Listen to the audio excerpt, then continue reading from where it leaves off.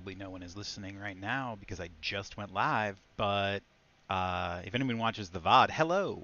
Welcome to the spaghetti stream. Um, gonna see if I can't. I mean, I built this last night while I was just chit-chatting with some friends.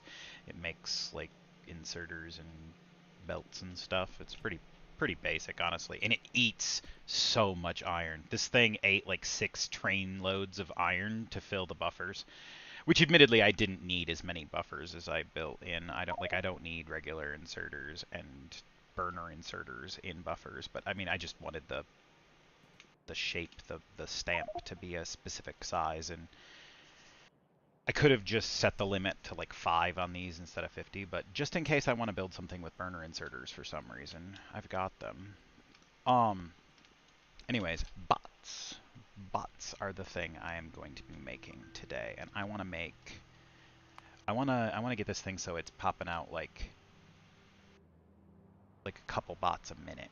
Like right now I'm doing like 1 bot every couple minutes, and it's been kinda working, but it's slow. I don't want FNNEI. I want Hellmod.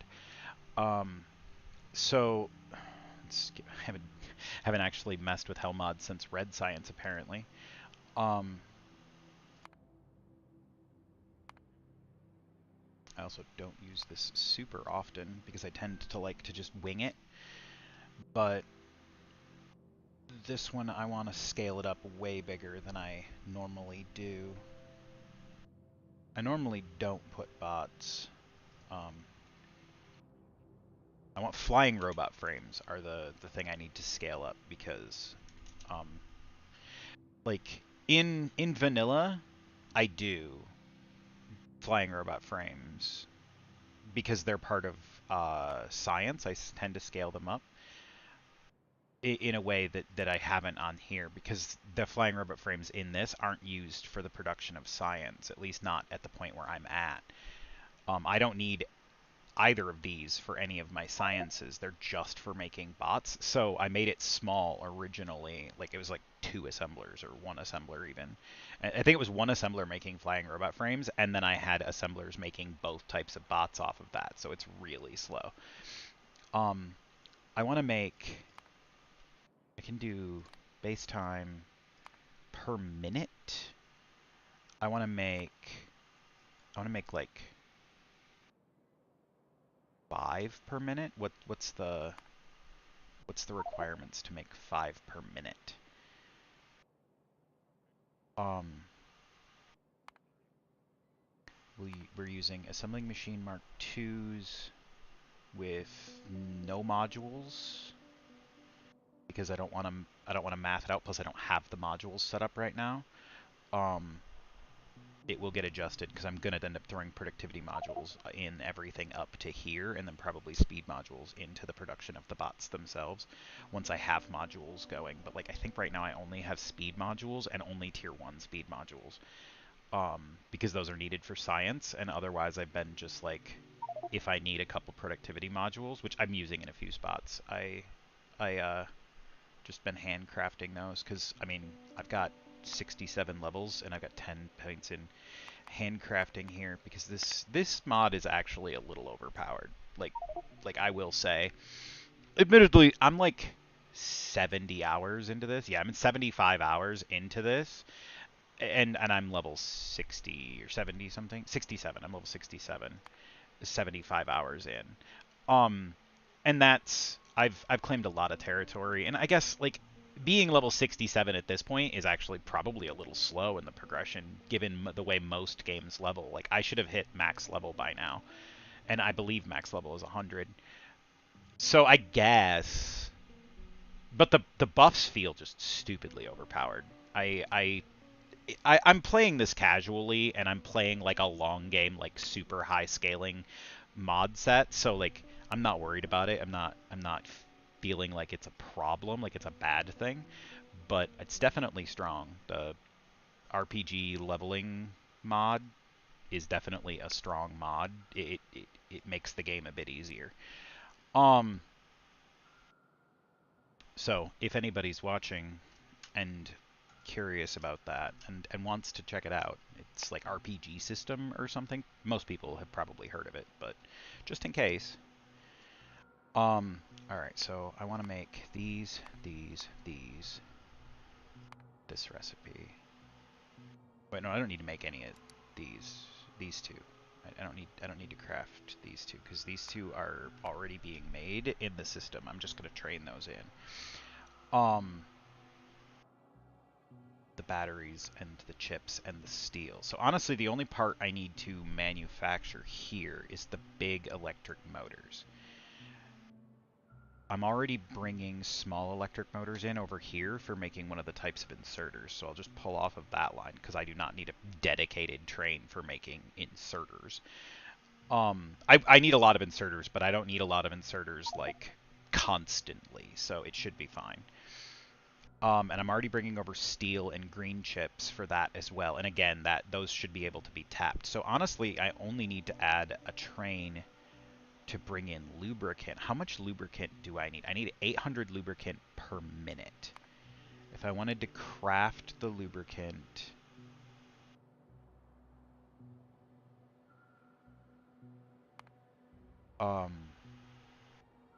using heavy oil, how many machines... and 2 chem plants produces enough lubricant.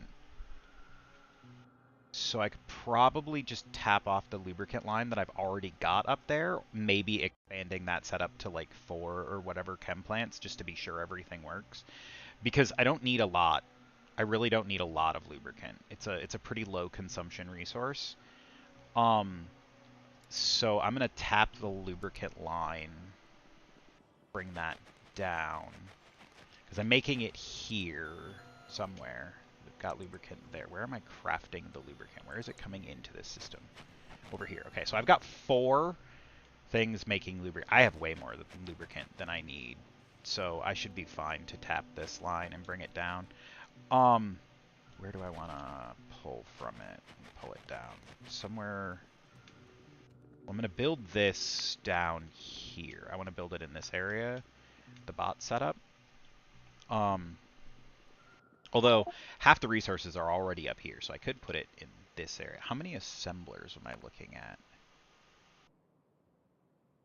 3. I only need 3. I might double this because, like, if I'm making... Well, yeah, because I want logistics bots to be churned out pretty quick, too. So if I'm making 10 of these per minute, right? Yeah, I'll probably do 6 because I like even numbers when I'm setting them down. And I'll probably do 10 here just for the same reason. And then I should be fine to tap the lubricant line.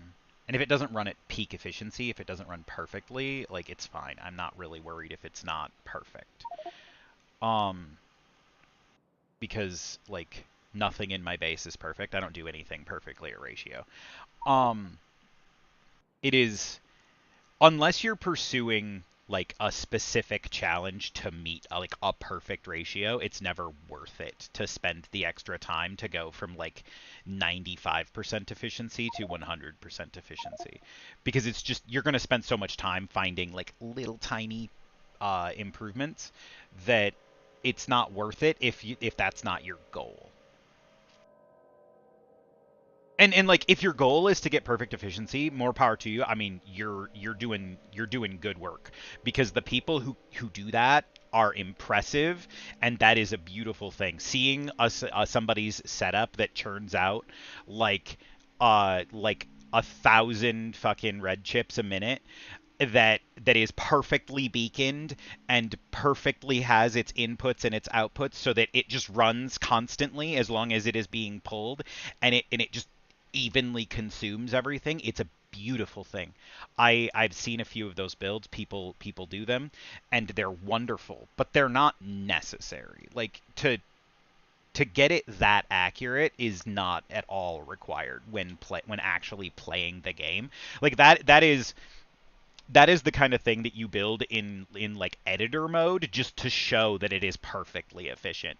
And like, once you've designed it, obviously you're going to stamp it in your base with a blueprint. but at the same time, like in a real base, your consumption and your production like numbers are going to fluctuate based on like demand of things, and like you're just not gonna need that 100% throughput on that all the time. Or if you do, it's because you're over consuming it, and like maybe you're running short on copper or something because somewhere else in your base you're because you've got like balancing giant logistic systems in this game is a whole process.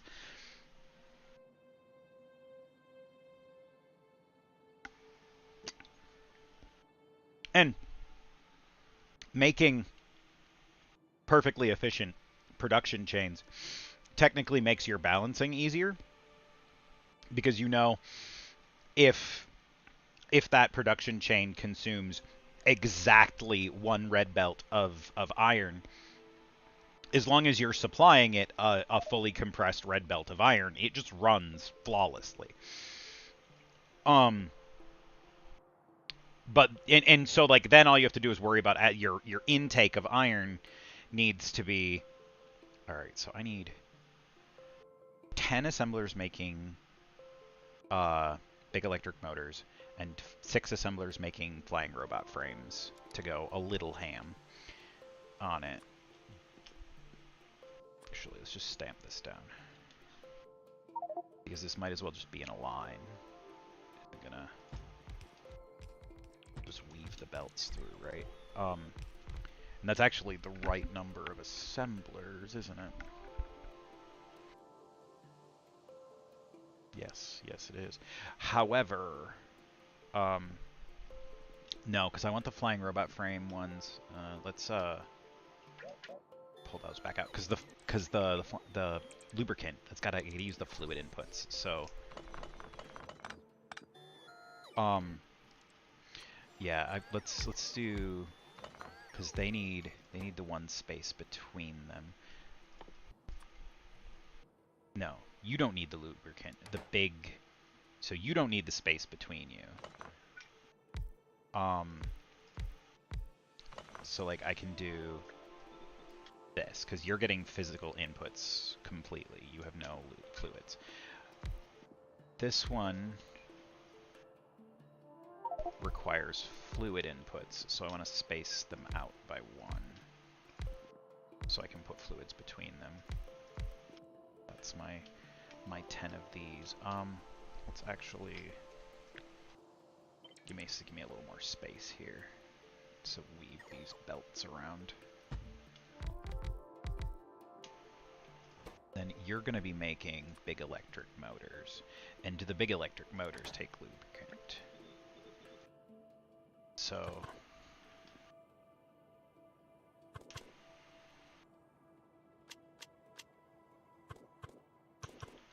got my weapon switch on E.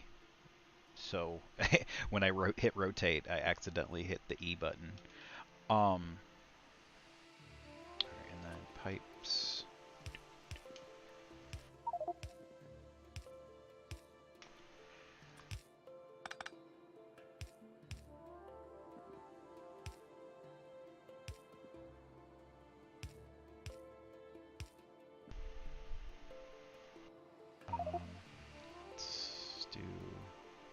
Let's just put the lubricant intake like way over there.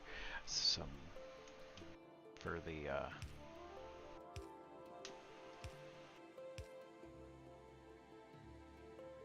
system once I bring that down. And then can I still do power this way? Yes. This is an easy way to do power. I like simple setups like this. Like this is probably not like the most efficient way to do this. Like I could probably do something more efficient using like 2 substations or something.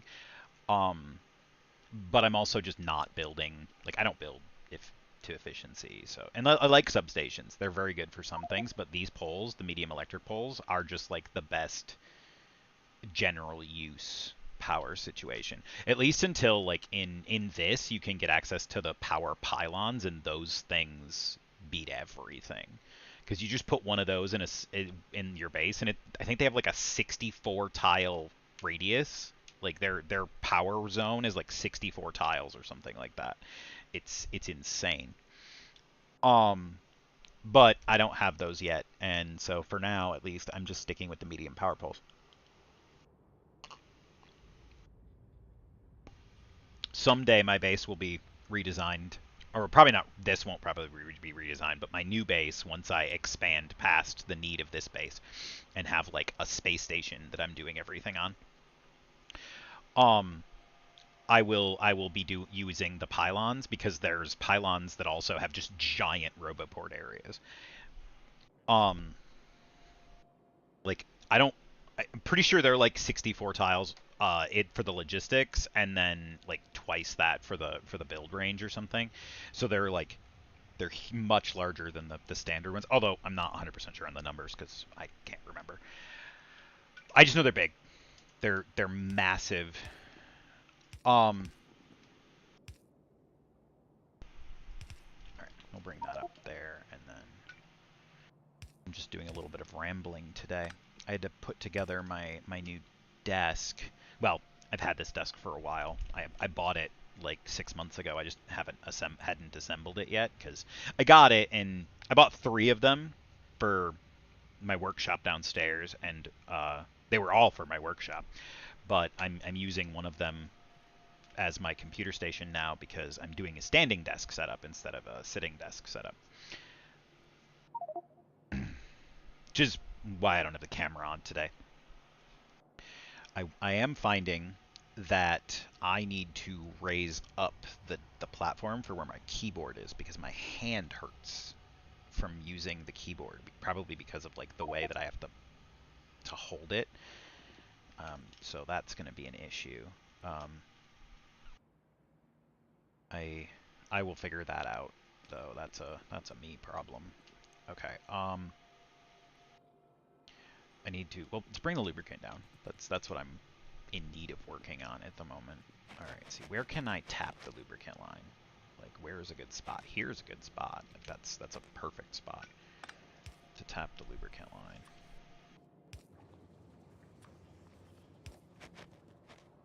Well, sort of, except for this copper line here. I mean, that's easy enough to remedy. I just do, like, to here, and that's enough to bring this. I miscounted it by 1.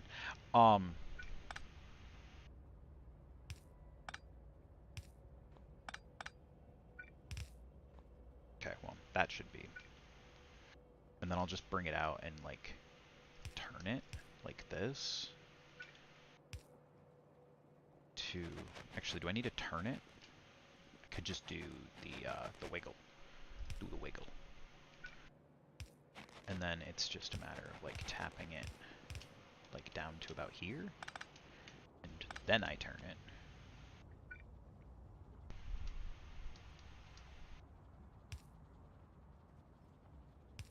Like that.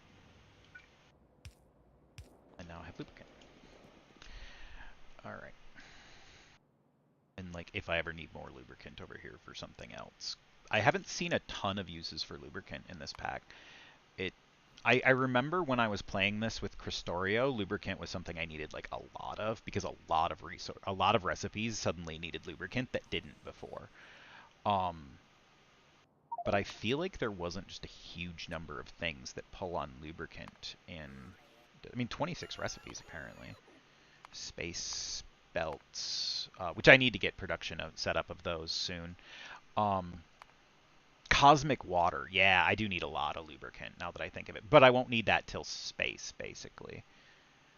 Until I'm actually, like, doing stuff in space, which I have not done yet. Because, yeah, I forgot lubricant is used for making cosmic water. That was one of the things. Also, blue belts require lubricant. So, like, the mall needs lubricant, like, for sure. And then for space science and, like, a lot of the stuff being made up in space, you need that cosmic water, or like some byproduct of the cosmic water, so you're constantly needing cosmic water. Um, yeah, blue belts. And then, yeah, there's also, like, one of the sciences, the ballistic shielding data, uses lubricant. and gives you contaminated cosmic water, which you then have to like clean and do something with. Actually, several of the later sciences. Black Deep Space Splitter, 90 items a second. Wow, that fucking thing is fast. And that makes 10. Like, this craft makes 10 of these. Which is good, because it costs Naquium and quantum processors and superconductive cables and shit. Like, this is an intense recipe. This is huge. But these things move 90 items a second, so like for your main lines, like for emptying your trains, for example, like this kind of line would be great for just like pulling a train like out of the train, because you could just empty at 90 items a second. You can empty a train in like 35 seconds. Or less, depending on the stack size of the items. Like a 50 stack size or one of those like 20 stack sizes or something, you're going to empty that train in like 4 seconds. Just like and that's with one. Like if you can pull it out onto one of these belts, like if you were using like two, like I don't know if these have a mini loader variant.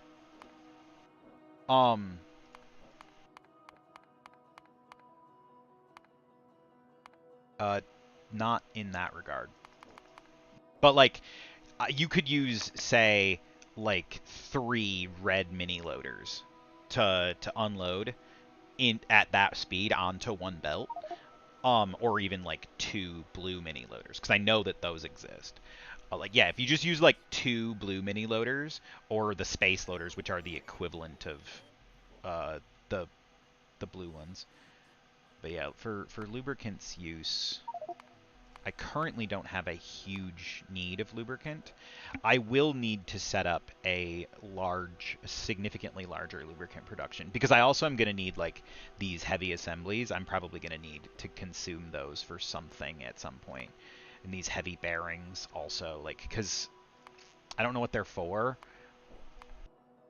They're used in the making of those deep space belts, and also like in the creation of like the friction data, which I'm gonna need for one of the sciences. I guarantee it.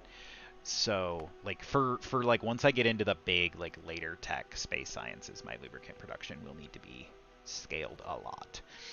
And depending on how things go, I may be doing that on planet. I may be doing it on the space station where I'm making said science. What is this bot doing? It just like ran back and forth from there like 3 times. That bot got confused, I swear. I have something I could use to raise up this keyboard right here, because I need it to be like 6 inches higher. It is not at a comfortable angle for me. I have to build a little shelf desk for it.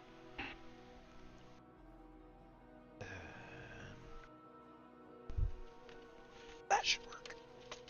Got some plastic boxes full of like minifigs or something. Well, this one's a sewing kit. 3 of them here. That'll raise the keyboard up a little higher. Should make it less uncomfortable to use. Yeah, standing desk, I'm trying to get used to it.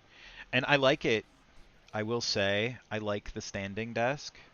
For anybody who's curious about one, personal opinion, I like it so far. Alright, let's put... I always do... Well, I guess I don't always do outputs in the middle, but I tend to do outputs in the middle. And then do a splitter, because I'm going to actually merge it onto the lines out here for these somewhere. Inserters, because always gotta have inserters. And then I think I need 2 inputs on each one.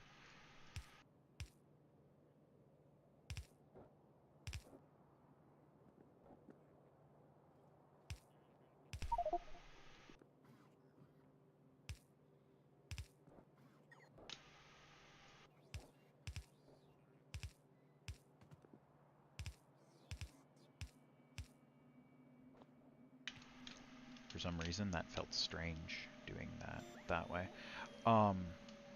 Probably because I did 5. It is weird that I did 5 long. I usually do 6 if I was gonna do this.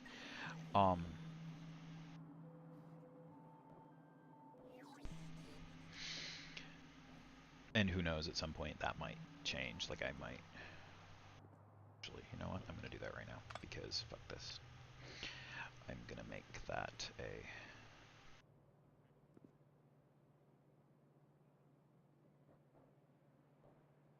Thing. I'm gonna move that like this, maybe? No. Well, I can just use the undergrounds to get the stuff out of there. And we'll move that power pole and that power pole. Although, I guess I didn't want to move that power pole. But, yeah, and now I can do... Because, look it, I'll make a few extra of these, because I know that I'm going to want them for other things sometimes too, so for that it won't be a big deal. And then I'll just do like I did on the other end, and there'll be kind of like a bracket, basically. I usually put them in the middle, because that's the way I like to do it a lot of the time, but like it's not required. It doesn't, there's no benefit to it except for like here I would use slightly less belts. I would use like 2 less yellow belts, but they're yellow belts. Like, who fucking cares? I'm using so much. I'm using so many of them anyways, just in general, that worrying about the. Okay, so you are pole lines, so you're gonna go this.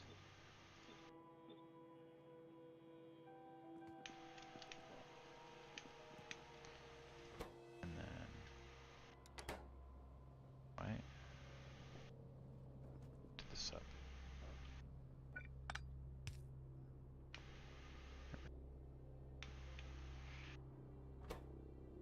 You're gonna grab long.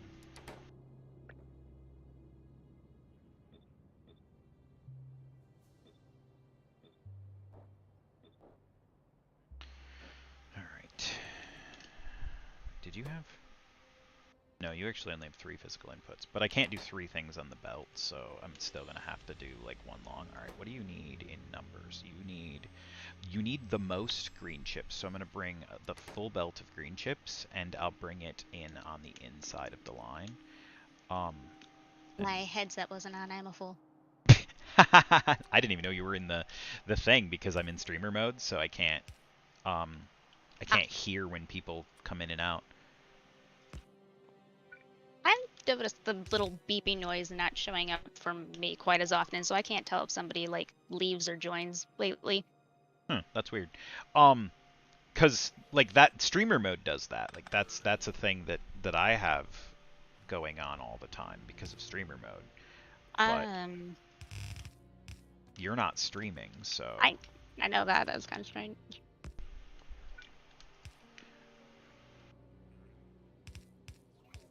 I mean, you are in the sense that like your voice is being projected to my stream, but you're not doing it like yourself. So Discord shouldn't be in like streamer mode by default.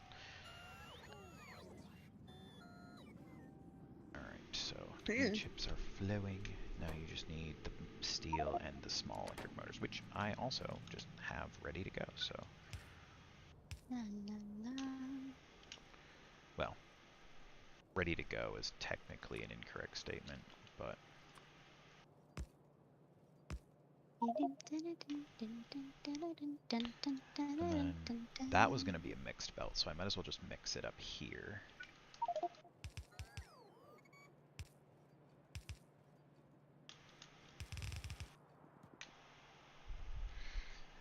And it's going to go.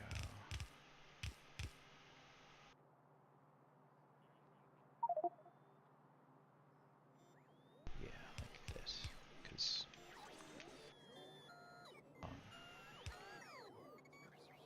Come on. Okay. Ta-da. I'm watching that video that Hella posted with the guy making barrel. Oh yeah, I watched that earlier. Barrel making is a cool thing. They like purposely smoke it so it warps, and It they like, it and they makes like the wood more pliable. Like when it's uh, when it's warm and wet, like the purpose of it is to heat it up, and like when it's wet and it's warm, the wood is flexible. Like it'll actually bend. uh, And then once you, because this is a thing you can do with wood. It generally only works with like thinner wood, but I'm sure so you cool. can with like thicker wood. But yeah, you can bend wood. You just have to like get it, like soak it and get it warmed up, and it'll bend a little bit. And then essentially, if as long as you just keep doing that, you can slowly just bend wood. That's so awesome. So it's like bonsai tree in a way. Kinda. It's not Well, kind of like, practical to be done for a lot of things, because like it's just not practical. oh, with a But barrel, I can see that's fucking practical. Because storage. Ta-da! yeah, barrels specifically are good for certain types of storage. So Um, crazy. What if you could do that with like a house? actually, no, that'd be a mixed belt. Or like maybe like a small dog house, just like something similar, warp the wood as it goes, and you just have like a slightly round shaped doghouse. I mean, I guess that wouldn't be a thing you It would couldn't be do. I don't know. incredibly impractical, but more for like a proof of concept. But Yeah, I was gonna say I don't know like, why you would do it, that, but for like a warped wood doghouse, like that could be an interesting like like they're project. more room to lie down instead of just hitting their back against a wall. The wall's more accommodating to like their rib cage while they're if they like rest against the wall because it's warped as like barrel shaped. Probably be more comfortable, honestly. I don't know. I have no idea about the I'd like to sleep in a round room where that corner's not digging into my back. Strange square shape. Gotta sleep in squabbles, not squares.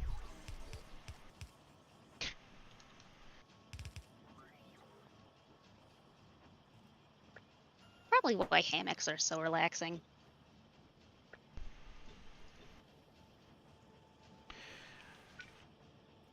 relaxing is as relaxing does. Wait, that doesn't make any sense. Wait, do I have batteries over here? I don't have batteries over here. I mean, I'm that gonna could need to make bring sense batteries. because some person might be really comfortable lying on, say, a freaking moss while somebody else is way more comfortable sleeping on a flat stone. Yeah. Oh, that's more of a preference thing.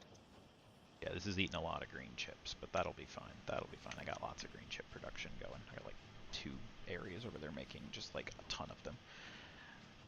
Now, I don't think my copper can keep up with that, but this will make it easier to expand my resources. All right, so I need the steel, but I don't need the motors. So I'm going to split off the steel line on both sides, and then I want to bring in batteries and add to that line.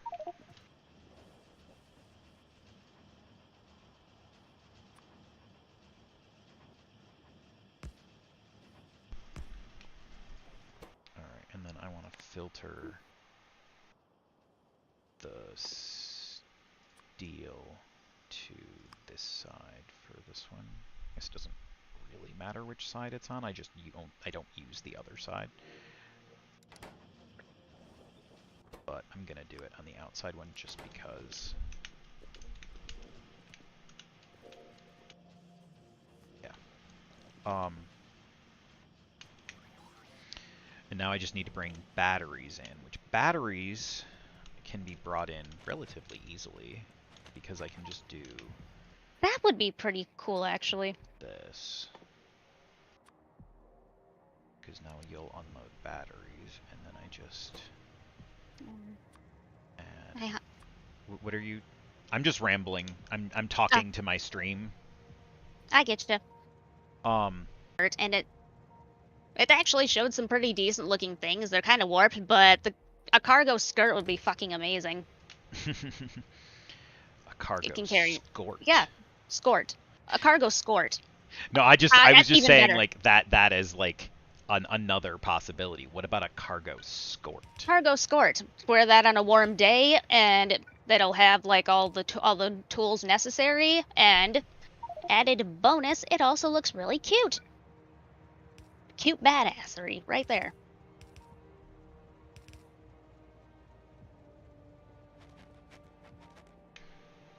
And if you really want to go far into that territory, it could be like some sort of mechanic variant of the fuck, what was that name of that trend with the goth dresses? I have no idea what you're talking about. Actually, wait. I want to bring that up here, not down there. So What the hell was it? go. So go down one more tile. And turn, because then I'll skip here, and I can remove that, and it should still connect. Yeah.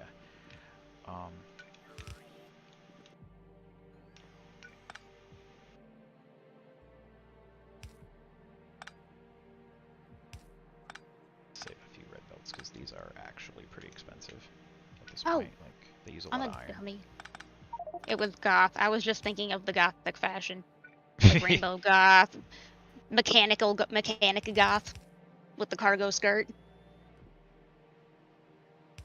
That sounds fucking adorable. I could totally see mechanic goth being such a thing. Wait a minute. Wow, what am I thinking? I'm an idiot. That should have been on the inside. Wow, I'm a dummy. That was just Gage. In Borderlands. Mechanigoth? Mechanigoth. Yeah. You're right, that is. She's more Mechana-punk than anything. Mechanigoth sounds like it has more, going on. Decorative-wise. Because that connects like that. I'm gonna have to figure out how to wiggle in adding batteries to that line now. But I got room. I can just squiggle it in there somehow.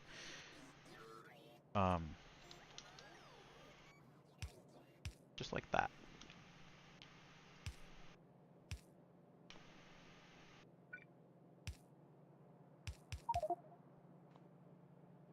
I'll use a red splitter here just because I'm being silly.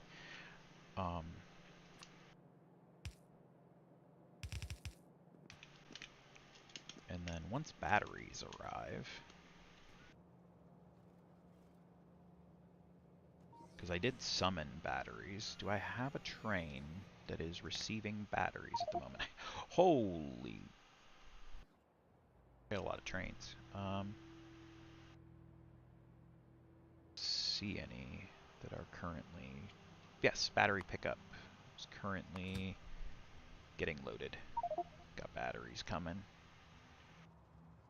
All right, let's actually skip you to the delivery phase with the few thousand batteries. The system will send another train. Let's get that going because I want to have this running because I'm waiting on the batteries. Yay! It's the only thing I'm waiting on. And I think the bots are only made with green chips and red chips beyond this, so like I'm basically done now. My love. What is it? I am slightly hungry. Can you potentially find me something to munch on? Yeah, I can. I will make food later because remember my parents are coming over to do some stuff on the computer and like I'm done streaming for the afternoon at 4 anyways. Yeah, I can totally do it. So I'll make like a meal then. Okay, going out of speaking range. I'm away.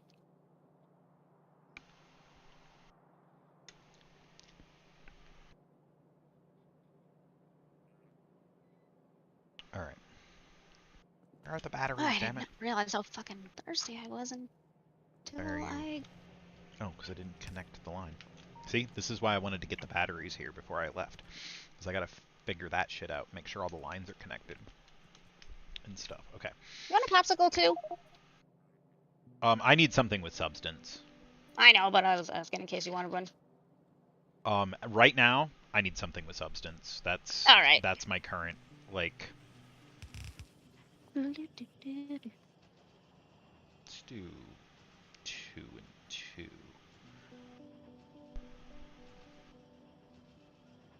Should give me a decent number of bots.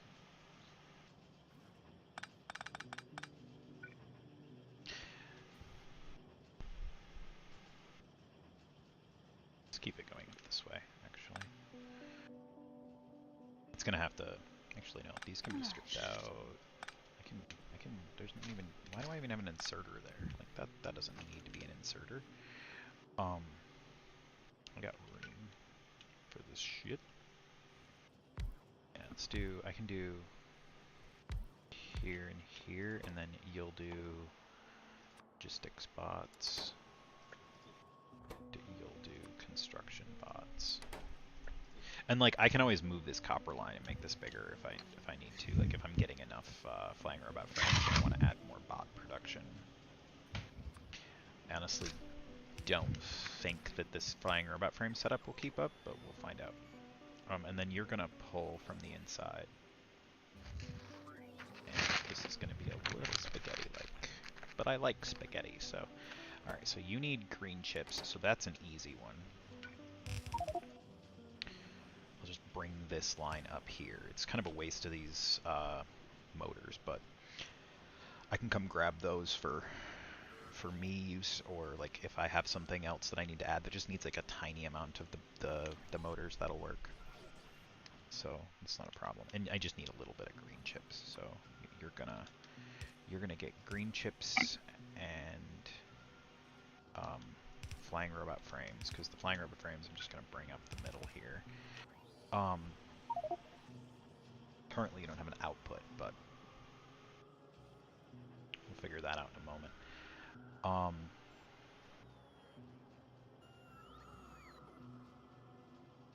Let's see. How do I want to do this?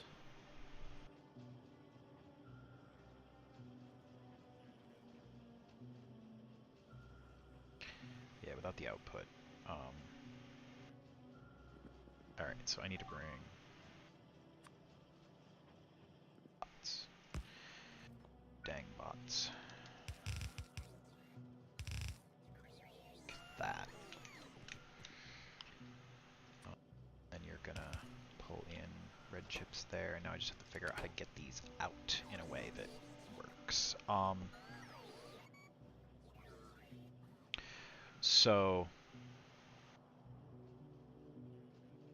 I want them to be...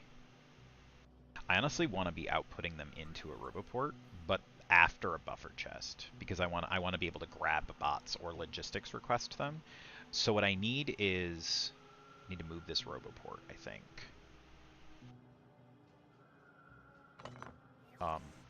And then I need to cut this setup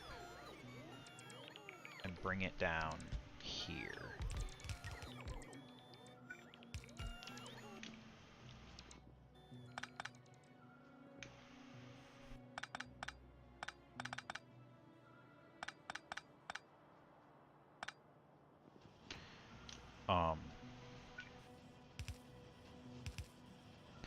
Okay, and then nothing really changes with the flying robot frames production. And I'm getting plenty of these. 'Cause I mean, I did add 2 extra producers of these, but that's fine, because that means that like I can tap this for like other things up here, which is good. Okay, and then these are being consumed, so that's a thing. Oh, I got 2 of these still sitting here.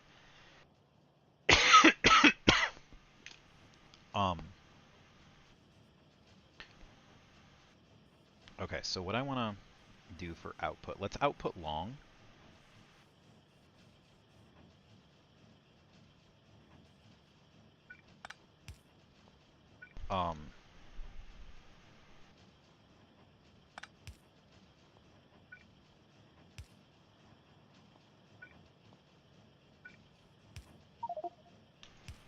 Okay, so I'm gonna do a belt there, and then both of these need to output long.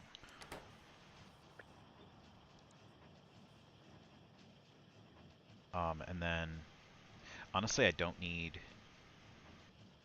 Actually, no. I'm gonna belt it because I'm gonna have a buffer chest that they're being put into, and then a roboport right here that will regulate how many are in my network. So I want to put a roboport up like here-ish. And then I need two passive provider chests. The bots will bring me one. I should put a request for logistics chests. At least the passive provider ones, which are the only ones I have right now. Because I'm using a lot of them at this point, and so, okay, and then you're gonna go like that, and we're gonna do the same thing on this side, like that.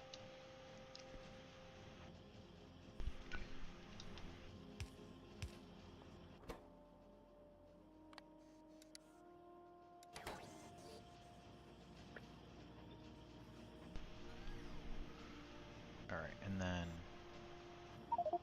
these are being produced slow enough that like an inserter will be plenty fast, right? And then I want to set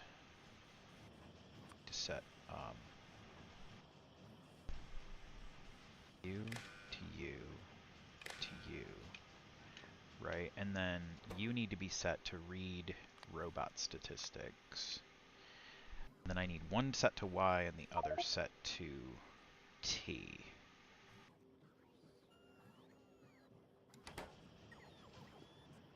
So you are Y? I believe Y was logistics bots. I'll double check it. And I want you to run when Y is less than 1,500. Not 15,000. Oh god, that would be a lot of bots. 15,000. Do it. Too many zeros. That was too many zeros. Okay, so you Do are it. waiting for source items, and then I was right that I'm already doing 1,500, and that's the logistics bots. I don't need that many logistics bots. And then you are T is less than, we'll say. Honestly, I need lots of construction bots. I need them to be able to zip around and do stuff like crazy in like a swarm, but still, 5,000. Probably more than enough. At least at this point. I might scale it up.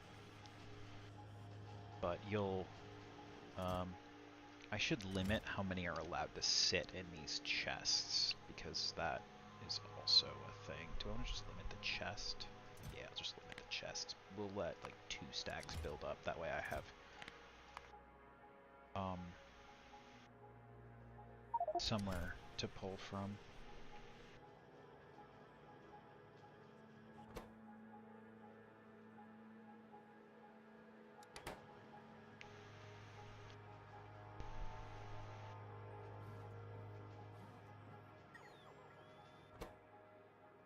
Yeah, this is straight up for adding to the bot swarm. Like, this will, once the bot swarm has maxed out, like it will build the buffer. The current like buffer building, and for like logistics requests, is up here.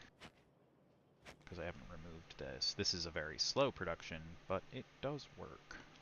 It has been working consistently since I installed it to produce a lot of bots. Oh wait, this is basically full. Oh yeah, because I don't have my construction bots doing anything right now. Well, for a while I was waiting for them to finish, and then now I need to get them more instructions.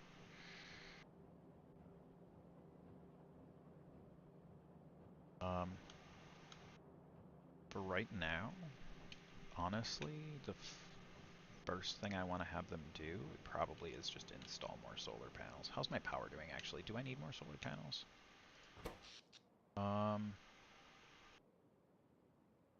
Need? Probably not, but I do have the issue of those stupid solar flares. So I think I'm going to put 2 more things of solar panels in.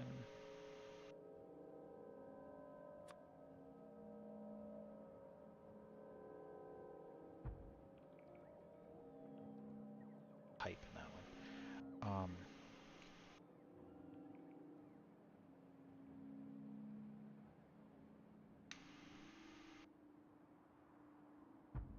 That one will work. That one has some copper ore in it.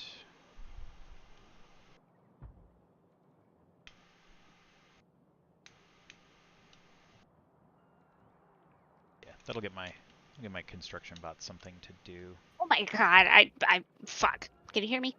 I'm here. What's up? I had an entire ramble about how it would really suck to find out years later that microwaves weren't as protected from like waves as they said it was, and they've just been slowly cooking people's brains for like years. That's why everybody's getting dumb. No, that would be like a weird conspiracy theory that I guarantee you someone has, but Wouldn't surprise me. I just say it would suck if that was the case, but I'm just shooting off the wall because I don't believe my own bullshit. true. Saying crazy stuff like that just to be silly is not a bad thing. Oh yeah, I forgot I set up just a massive production of solar panels. And what is this not being supplied with? Green chips.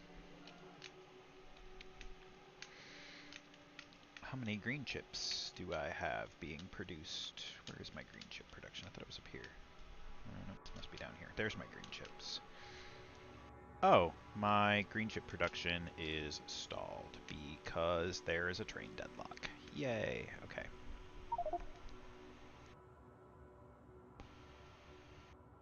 Why do I have a train deadlock? Add green chips.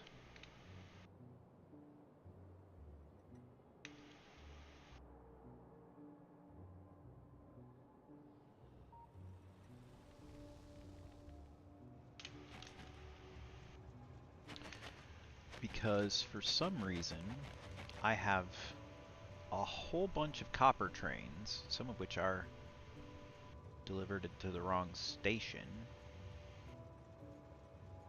This is a stone drop-off station, which is not. Okay, so it's probably not the substance you were hoping for. We probably should have gotten more stable like things off the store, but I found oatmeal. Oatmeal's fine. And you're wondering what the drizzle is. It's the abuela sauce. Ah, I do like that like chocolate cinnamon sauce. Same. So good. It's very hot. I'm gonna leave it sit for a minute. Boy, I need my chair back.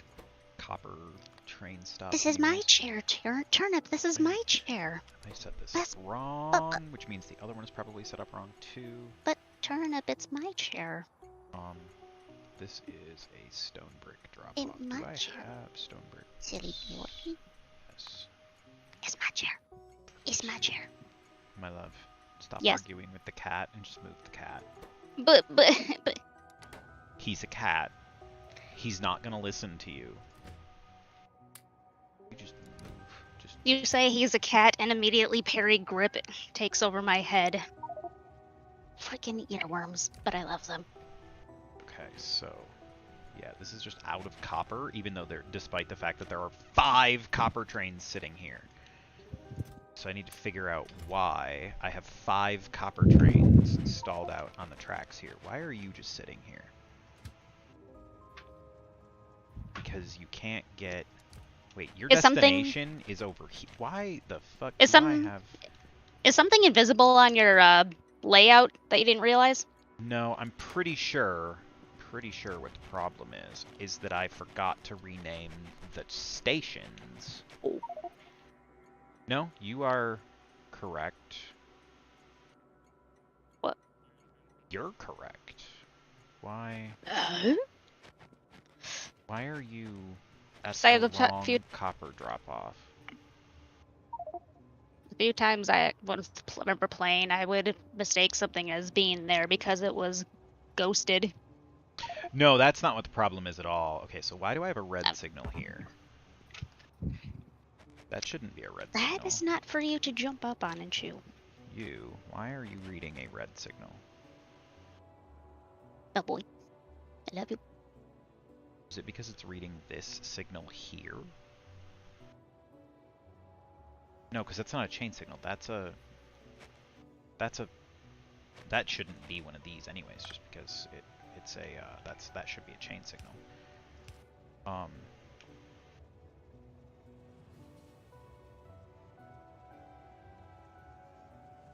is that the problem?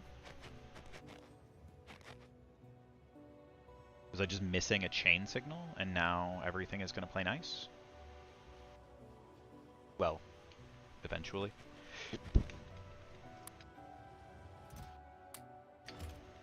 Just gonna speed unload these trains by hand because my inventory is big enough to do that,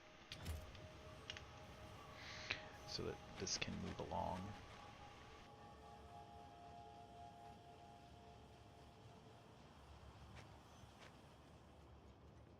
Signals. They're very important in this game. It's very important to get your signals. Why am I losing walls? I mean, bots are replacing them, so it's not that big of a deal, but I do have a limited number of walls down here. I have 900 of them, so like losing a few here and there isn't a big deal. At the moment, I'm not concerned. I should, I need to get more iron in the system before I start doing that, though. Why? Bots. Okay, why are you stuck? Is it just because there's too many trains? Yes. I don't have buffer spots where they can get off the tracks if this happens, because this shouldn't happen.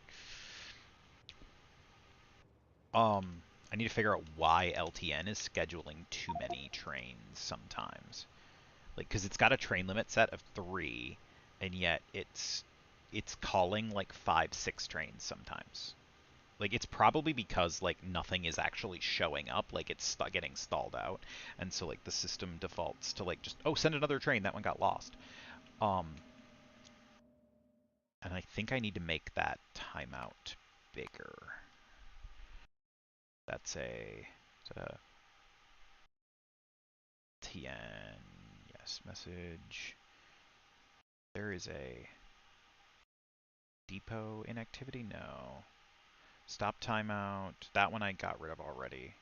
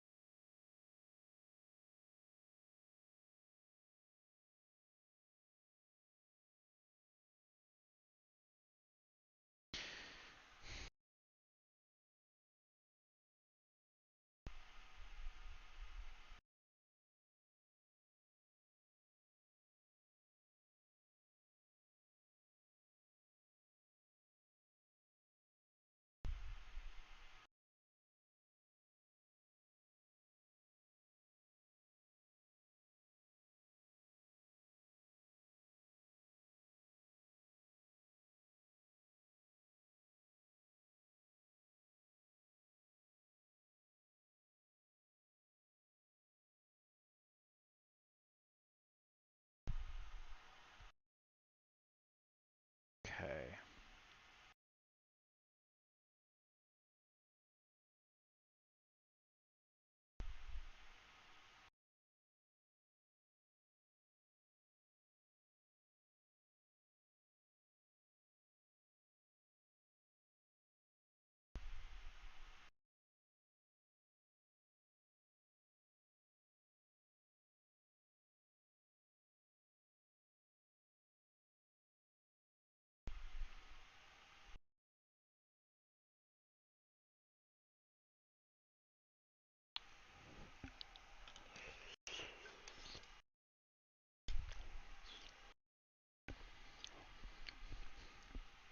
Whew.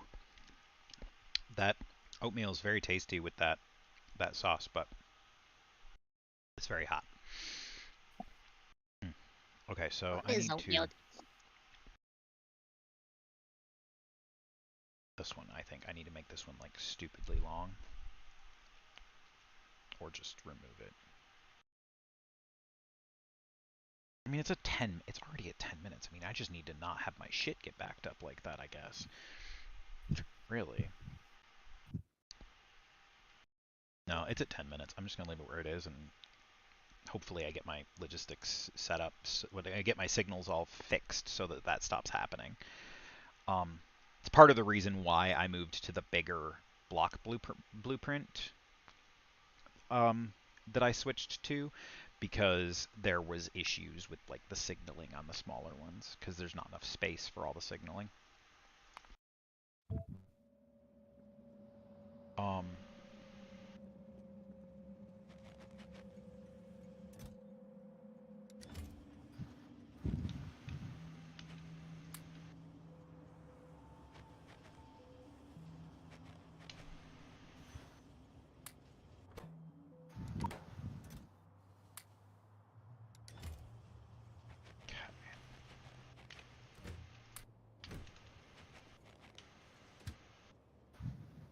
Go back to the depot.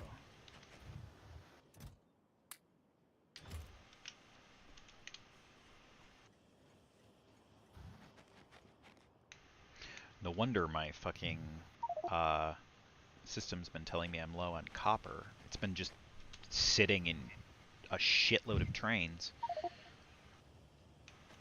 There's just been train loads of copper just sitting idle. Alright, well that should be fine, because that's the 3 that should be allowed there at any given time. What? There's another one here. Why are you sitting here? You are stacked for that. Alright, just give me your contents. Send you back to the depot as well, just to get you off the frickin' thing. Bots! Stop suiciding, you stupid bots.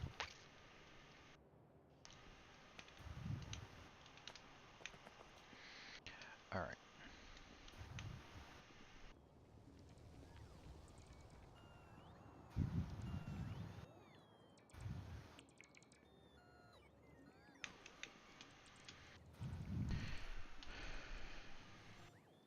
Let's see, what was I working on again? I scaled up my bot production. That's actually, I don't know if that's large scale per se, but it's much larger scale than I had it. And it's scalable. I can add more to it if I need to. So for now, it'll do.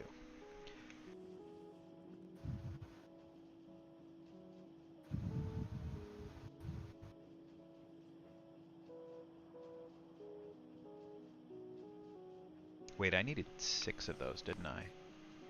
What? I needed 6 of these, not 4. When did I... How did I fuck that up?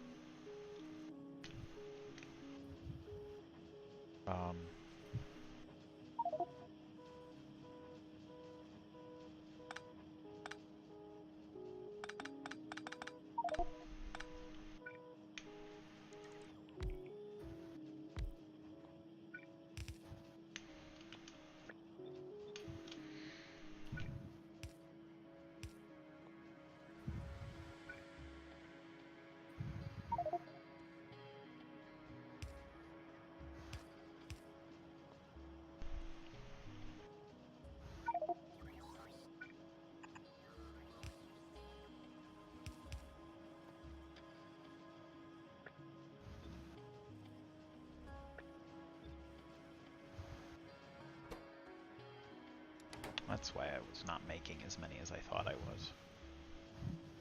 Because I needed 6, not 4.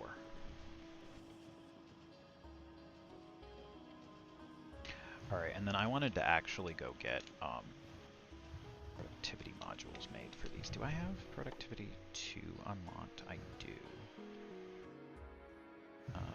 To make productivity modules, I just need glass, green chips, and red chips.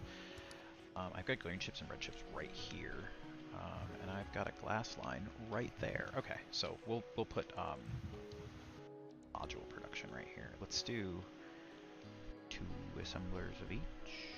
Probably plenty for now at least. Leave space to add tier 3 modules to it, and then should be fine.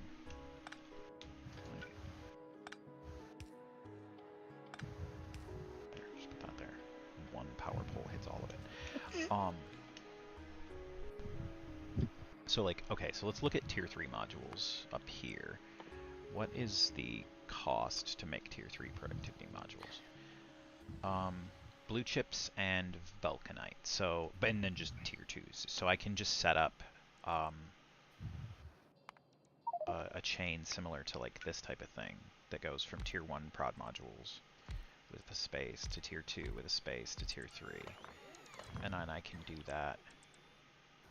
Honestly, like, I could easily just do that like this, because they're just adding, I think that's doable, because like a tier 1 productivity module requires green chips and glass, so just bring in green chips and glass over here, and then the tier 2s require red chips and sulfur, and these can be mixed belts. Like I don't need fucking like full belts of each of these. So, and then this one, with the tier 3s, like once I get to that, because I don't even have those research jets, and I might not even be using them terrestrially much. Who knows? So to craft these, I need blue chips and vulcanite, which I mean I'll have both of those in this base. Probably will be setting this up at some point. And again, it's going to be a mixed belt this thing because it's a 20-second craft, so it should be fine to have that come in on a mixed belt. Plus, it's not like I need like 1,000 tier 3 productivity modules for what I'm going for. And then what I'll do is I'm just going to put passive provider chests that are limited to 1 stack each.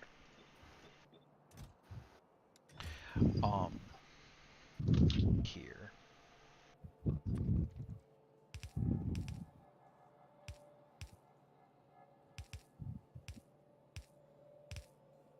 Right, and then I just gotta bring in the mixed belt of all of the stuff.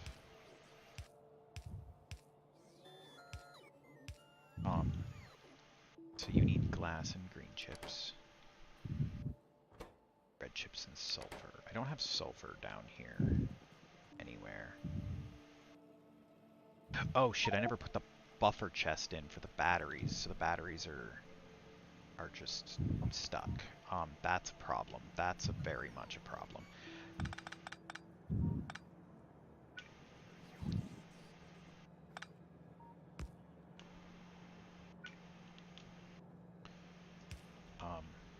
Then I need to wire you to there, and then you should be good. Now you should be having the signal of how many batteries are in here.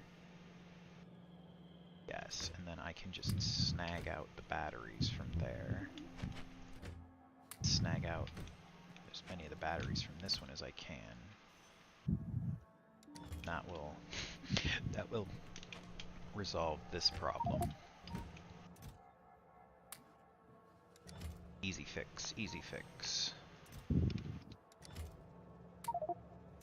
Just gonna do that too, so that one can move. Because yeah, here's another train of batteries. Hopefully I don't have any more trains of batteries like waiting to get delivered.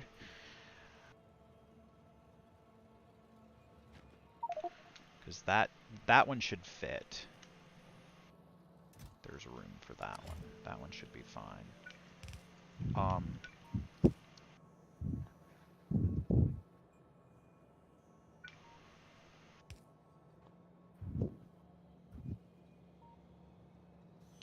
it's not gonna fit now.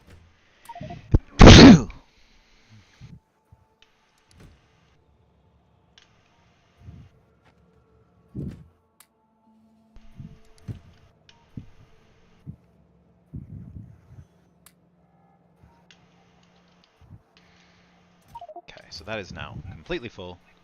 Are you done ordering batteries? Please tell me you're done ordering batteries. I've got too many fucking batteries.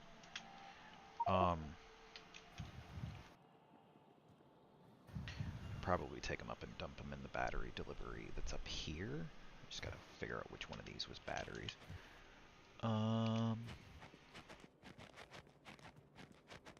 Do I not have batteries being delivered up here? Oh no, this is this setup up here's batteries are being produced locally.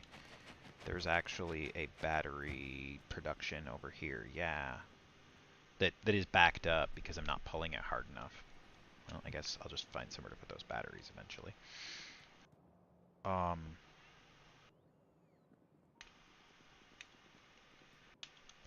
Alright, it looks like it's not blocked up now. Do I want to pull a sulfur line down, or I want to pull another train? I think I've got sulfur over here already, right? Yeah, that's a sulfur line there.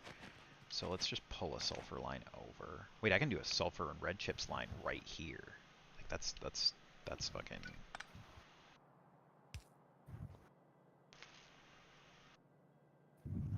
That's like it was meant to be.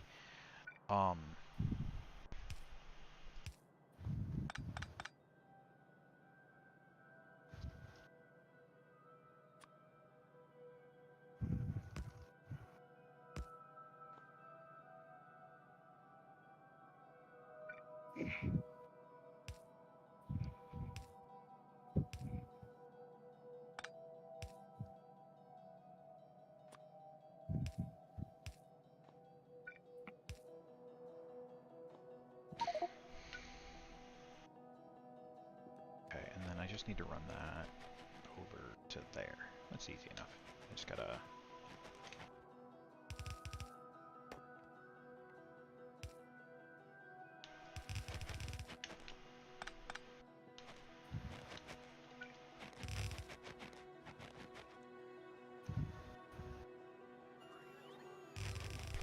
Run, my spaghetti.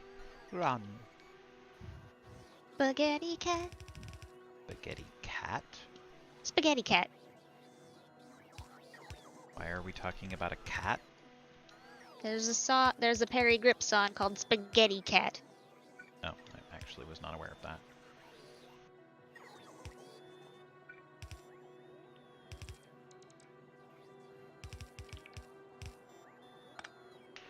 Okay, so that should give me the red chips and the sulfur for that one, which is funny that I got that before I got the tier 1 modules set up, but I need to get green chips and glass now, and I kind of, since I'm pulling the glass down, I kind of want to bring the green chips down too. So let's see, where can I don't have to. I could just do this. I could just loop this green chip line up. That actually might work better.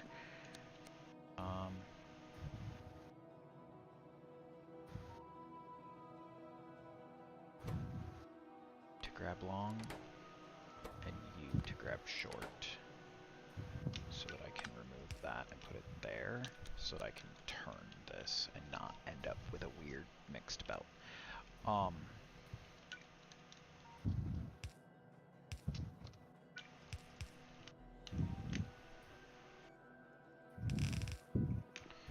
So yeah, if I bring that right here-ish out, then I can do, I need a line there.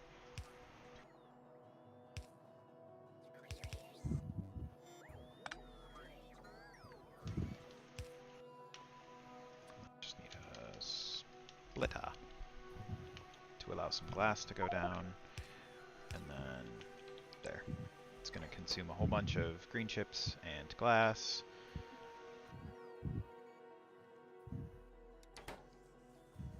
I might need to make these stack inserters if I want these to not be slow as fuck. Do I have stack inserters? I have stack filter inserters, but I do not have stack inserters. Hey, look, I'm making. That way they can. That way this is only limited by the production speed of this, not by the inserters. Because I can then, like, once I get these.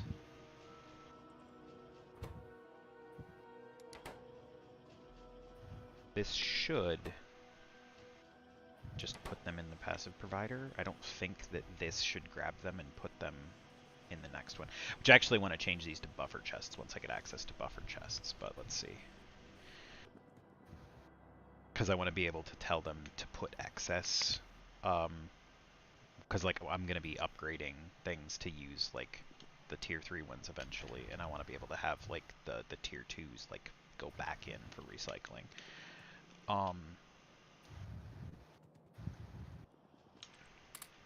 Go one productivity module, one from each. And let's put let's just do one here and one here.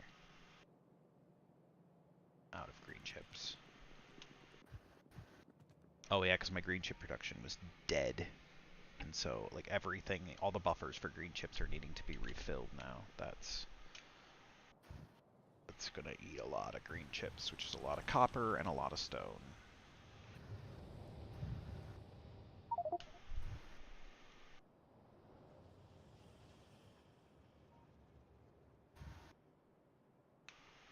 Also, that probably made my red chip production stall for a while too, now that I think of it. I got plenty of red chips though. Those are churning out pretty consistently.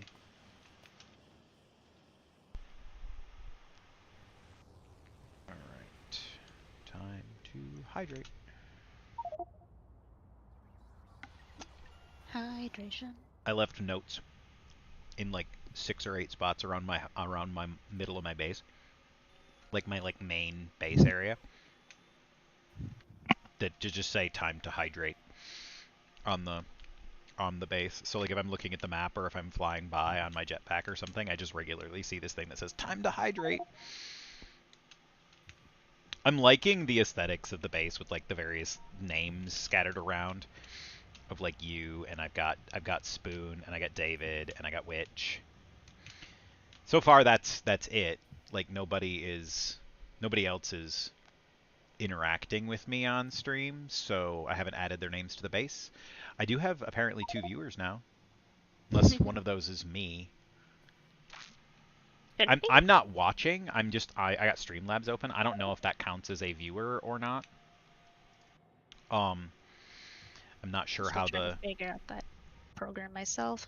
The system works. Streamlabs is really easy to use in like its basic functions. I've figured the basics out. There's a lot of like additional things I haven't done anything with that are like all these other tabs that have all these other features, because you can do a lot more with this program than I've been doing.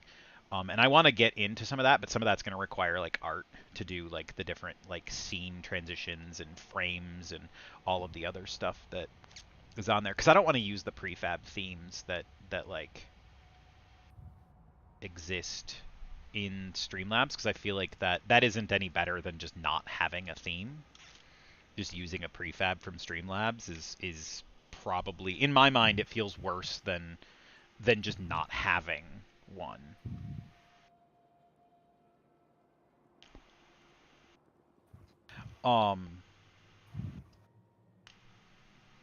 Just a me thing, I think. Let's see. Let's put the fuel processors in the mall. I'll check that one off, because that's an easy one. I should have done that a while ago. Fuel processors are... Oh yeah, I definitely should have done this a while ago. It's engine, stone bricks, and iron. They're literally one of the easiest things that I could have put in the mall.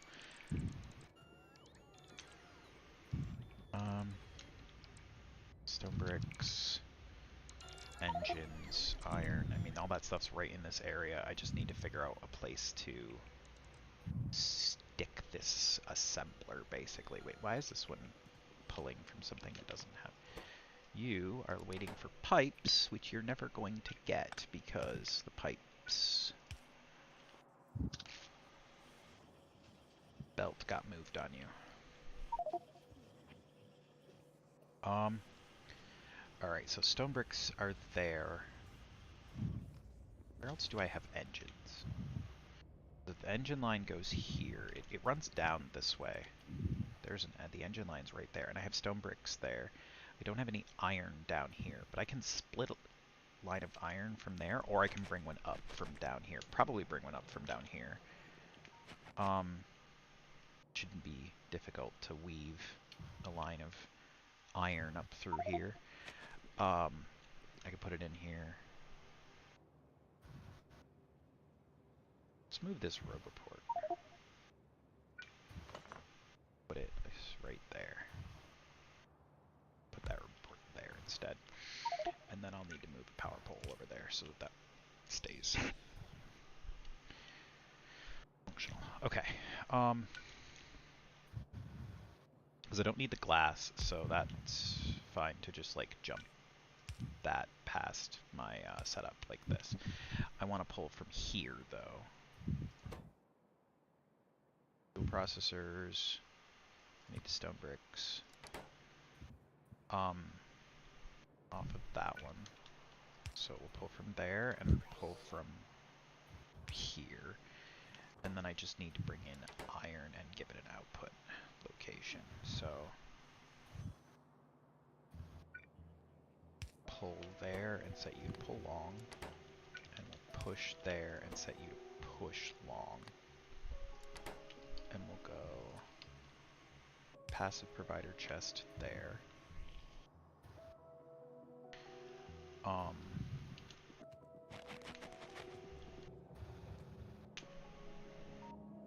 Let's go up this iron line here. Oh, why is that a red line? I thought I was grabbing yellow.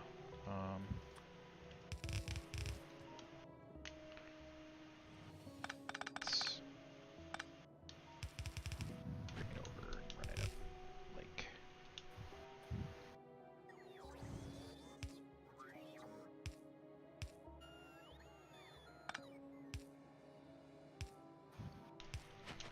Just because I'm being silly.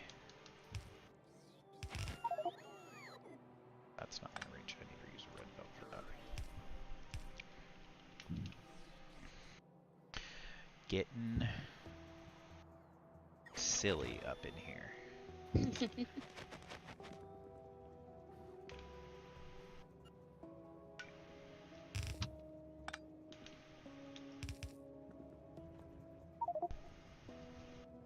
Alright. And then fuel processors, just put it a stack limit for now.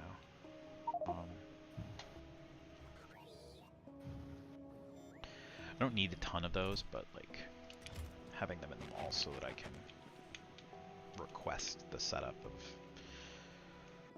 fuel processor thing remotely. Alright, so all of this is running. The green chips are flowing in again, so it should all run again. Hopefully everything is good. Let's put a couple more productivity modules in.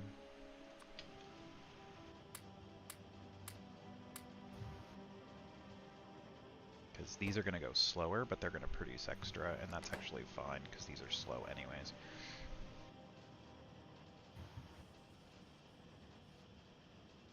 And maybe at some point I'll plop a beacon right here and speed all this up, because space exploration's beacons have much larger radius. So I could hit all of this with like one beacon, once I get to beacons. Alright, let's see. I got that. I can check off the fuel processors. More resources. Yeah, I knew that was where my things were going. Is the more resources, because I need so many resources. Alright. I claimed a bunch of new resources that I haven't tapped yet, so I basically just need to get here. What I'm going to do, I think, is I've got a bunch over here that I still need to tap, so I'm going to work on tapping those, but to get my bots busy, I'm going to connect the Roboport network over in this area and then get this like set up for self-expanding. Just have the robots go crazy over here. Because it's going to take them a while, and just having them be busy is going to be a thing. It's going to consume a lot of like railroad tracks and stone bricks and all that jazz, but that's good because that'll keep my lines pulling, and it'll keep things interesting. If the lines are pulling, the base is doing what it's supposed to be doing. Alright, so let's start I need to find a spot where I'm going to put one of these things that doesn't have anything in it. Or at least doesn't have anything that's going to get in the way. Alright, let's see. If I do the empty one, does anything get in the way of the empty one here? Set up. Yes, that pipe gets in the way. There. So, here, does anything get in the way? You'll work. Because I need to redo this setup here. So I need to make this sit there, right? Because that will be in the RoboPart network, like range, when the new, oh, that's not gonna work. Rotate you.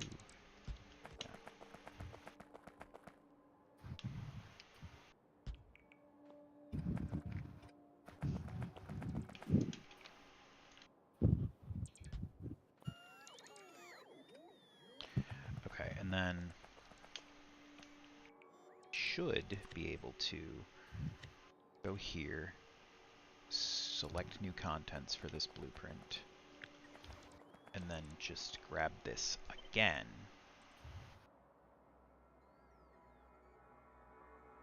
Then exclude the pipes, because there's randomly pipes going through it, which actually fucks it up. Damn it! I thought I missed that. That was me not paying enough attention. Okay, so temporarily, let's do this. Let's remove these pipes so I can get this to actually, here's a better plan. Let's just rerun these pipes in such a way that they don't get in the way of the train tracks.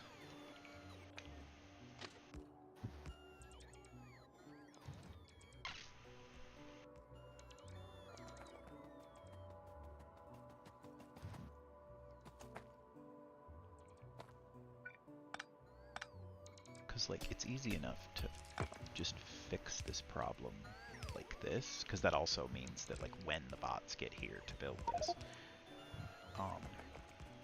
Okay, so let's do...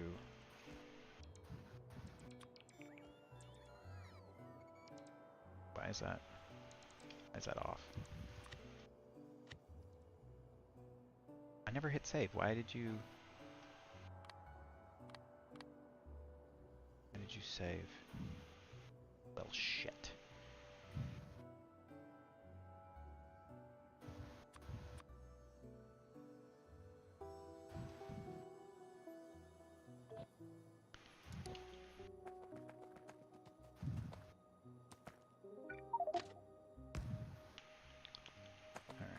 I think that's fixed, because it was just the pipes down there that were a little wonky. Alright, so try this again. Select new contents for this blueprint. Select all of this, minus the pipes, and hit save. And then I can snap to grid so that it properly snaps. And now my network will snap correctly. Now I can go to the map view and I can just go nuts.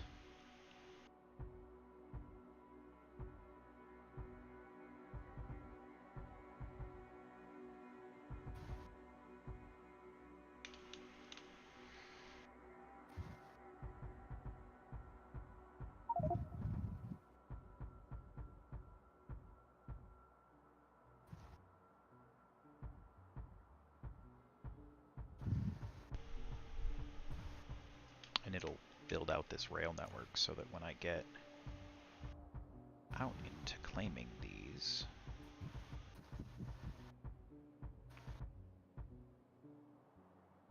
sections of resources, the RoboPorts will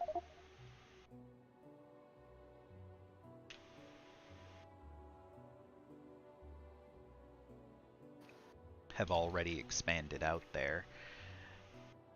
And I'll have rail lines that run out there, and I can can edit things as necessary, remove unnecessary rail lines that are like crossing through patches of resources or that don't go properly because there's a freaking lake in the middle or whatever. Or I can fill in these like little pools of water, but that's a future problem. The bots they're doing things. Let's see how that goes. While I go over here and start putting down a ton of... Turn you off though. I need you to not use all of my resources for this because you are not supposed to be building these. That's what the base bots are for.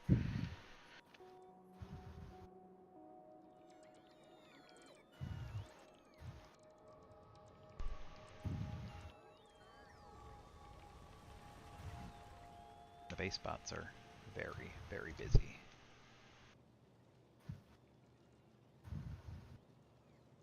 Yeah, all 3,200 of my construction bots have suddenly like woke up and gone to work. Like they're just going crazy now. Just like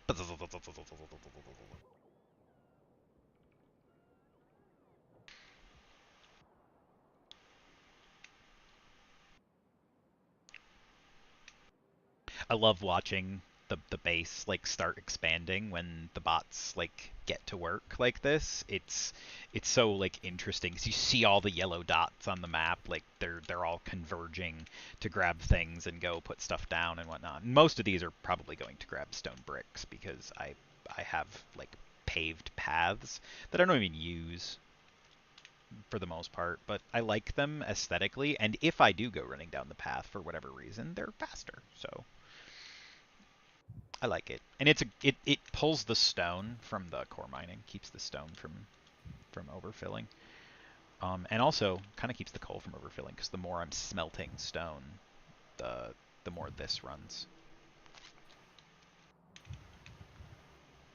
So the coal doesn't build up in here.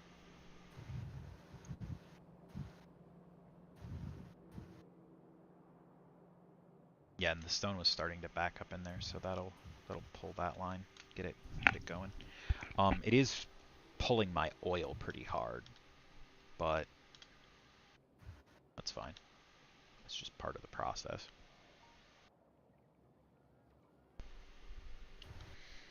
The swarm is migrating from one side of my massive base over to the other side. It's just interesting to watch. Alright, I need mining drills, undergrounds, just belts in general. Let's see. You have undergrounds, and you have belts. So I'm going to grab those. I'm going to need loaders. Grab some mini loaders, just some basic ones though. They don't have to be anything fancy. I'm going to need more belts. Always need more belts. Belts, belts, belts. More undergrounds. Eggs. Got plenty of splitters. I need mining drills. I need all the mining drills. How many mining drills do I have? 116 there. How many do I have in logistics? 145. Bots, bring me all of your mining drills. I already have a request for mining drills. Why? Oh! Hello, Grizzly Ginger. Oh, that's not a lot of bots. Have you not played Factorio into like the mega base size? Like I've only got 3,000 bots. I've seen people with 10,000 plus complaining that they don't have enough bots. Holy cannoli.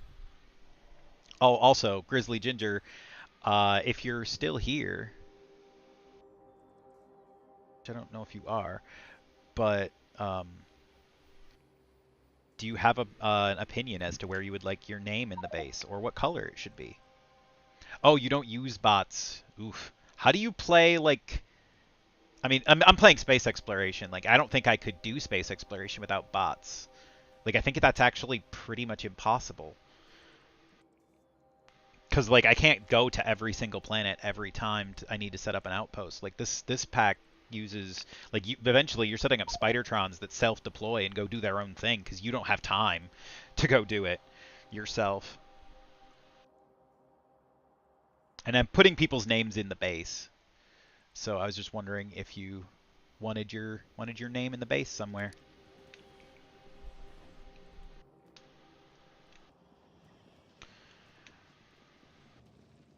All right, what is going on down here? Missing.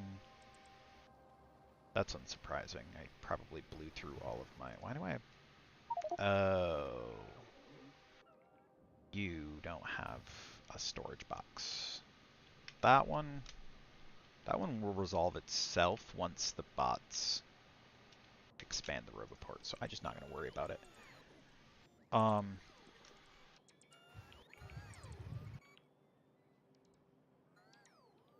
Yeah, I mean, you can do it without bots, I guess. Like, that is possible, but, like, especially when, like, I mean, my base is massive, and, like, I put in a lot of solar panels today. Like, I put in, like, all 6 of these deposits of solar panels today, and all I did was decide, like, this spot, this spot, this spot, and this spot, and just told the bots to do it. And the same thing with, like, running all these rails and this Roboport network over here. That doing this all by hand would be so much work, but I've just got a stamp that I just go, and then while I'm going and claiming resources, the bots are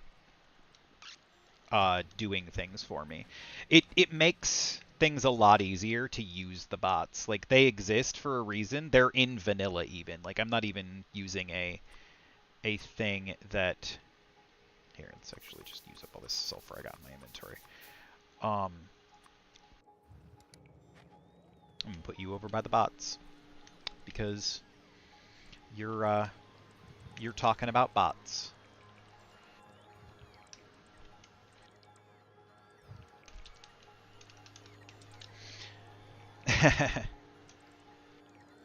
But so how long have you been playing Factorio? If you're still here.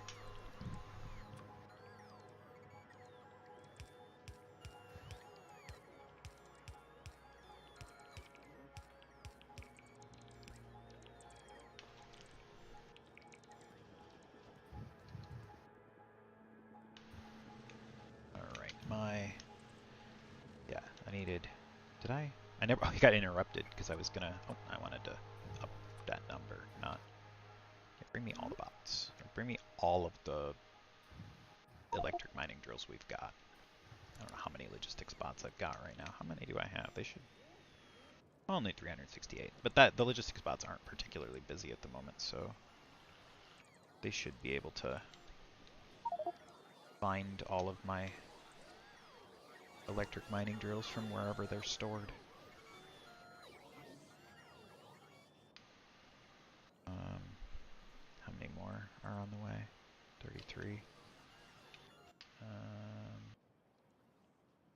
And then I can just take that back down to a more reasonable 50.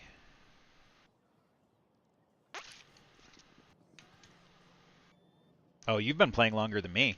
I started playing like 2 years ago, but I started playing modded almost immediately because I'm huge on modding games. Like I played vanilla far enough to have launched a rocket, but I basically as soon as I did that, I gave up with vanilla and went to modded.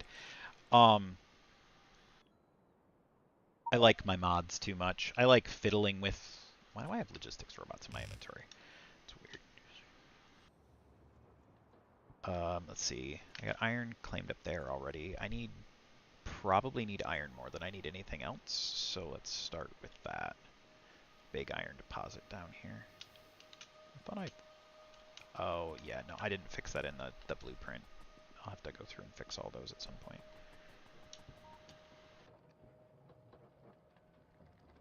Oh, yeah, LTN is interesting. I'm actually not sure I like it specifically. Like, because there are some things that are a little quirky about LTN that are annoying me. Okay,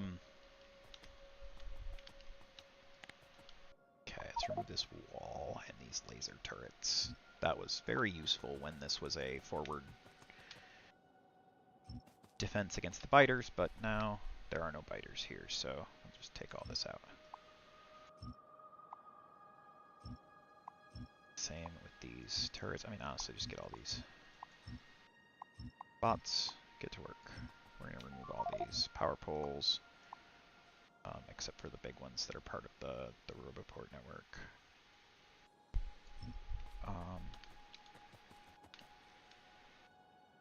I can remove this and that. Let's also get rid of the rails that I think of it, because I'm not going to be using the rails in this section until after this iron is consumed.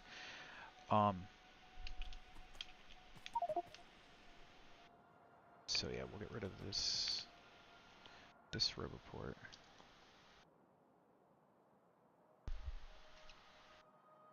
Yeah, the train routes are nice. Vanilla can do that if you set it up correctly. I watch another streamer sometimes because I started watching her before I started streaming myself, but she does like all the same stuff that I'm doing with LTN using only vanilla. And like I feel like her bot networks work better than mine, or her train networks work better than mine, even using LTN, because like it's configured better. Like it's just a better configuration. I think I might. Oh, I got my bots turned off. That's why. I think I might need to. Yeah, all of my construction bots are busy, so I might need to do this manually because my personal bots were off, so they aren't working. Maybe can I just... No. These have been already added to the deconstruction queue for the main base bots, and they're busy.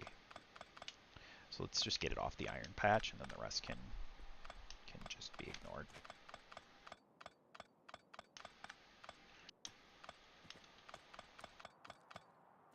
Until the bots get to it. No, harvest the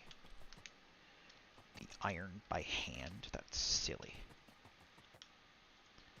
Remove you. Actually, let's not remove this one, just because. Or these two. No, those weren't being removed, actually.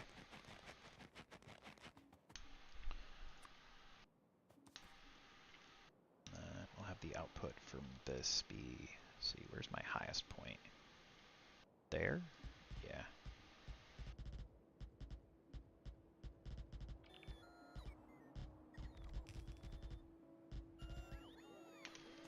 Also, this is just so much easier for building, like, Oh, I love Catherine of Sky's videos. She's so entertaining, and she sounds like such a nice person.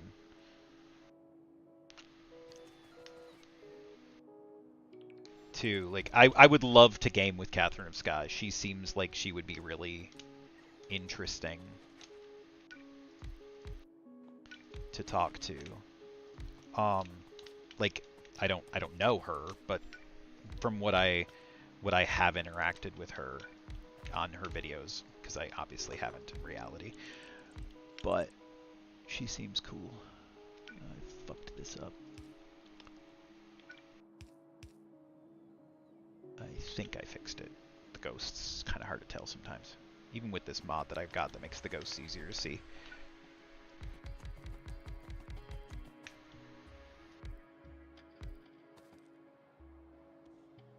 Oh yeah, I've learned so much from Catherine of Sky. I've also been studying her on like how to do better at YouTube videos, because I've been wanting to do YouTube videos. Because she does well, and you want to study people who are successful at the thing you want to do. So.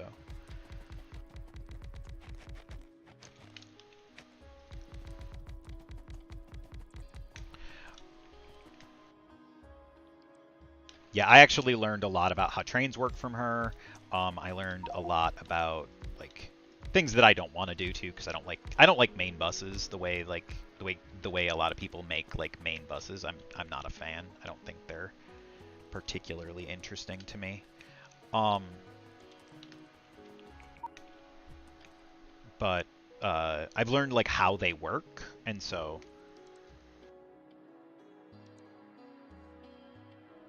yeah, I'm currently using I'm using a main bus strategy. It's just I'm using a train bus, everything goes on the train network. Like I've got production modules, and they all go on the trains.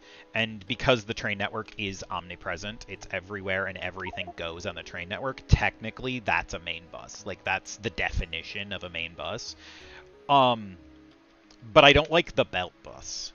I really don't like the belt bus. It feels like I'm just like running belts for no reason. These giant lines of belts that just fill up with resources, or look empty because I'm not producing enough blue chips to be worth running a belt like the length of my base for blue chips.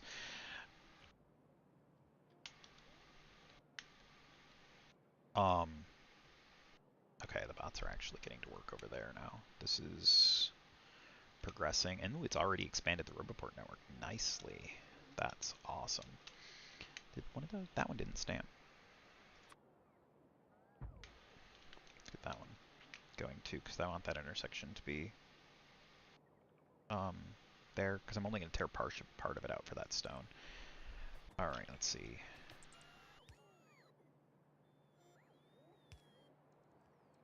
Yeah, the belt bus system is effective. Like there's no arguments about like whether it works. I just don't like it.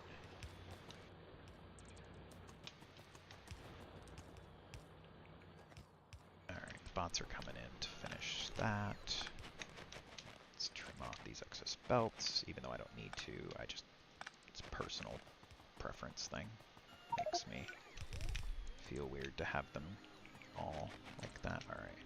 And then let's remove the trees.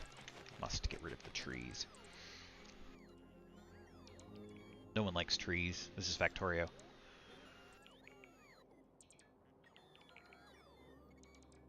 Yeah, that's my personal take on it, is that the trains look better. They're more visually appealing to me. I would rather look at a base that's covered in trains than a base that's covered in belts. I do obviously use a lot of belts, like, because it's Factorio. You're going to use a lot of belts, but only from trains. That's how I really do it. Especially, I mean, have you ever looked at space exploration? Like the scale of this.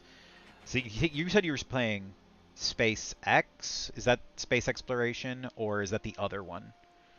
Because I think there's another like space mod that isn't space exploration, but is similar.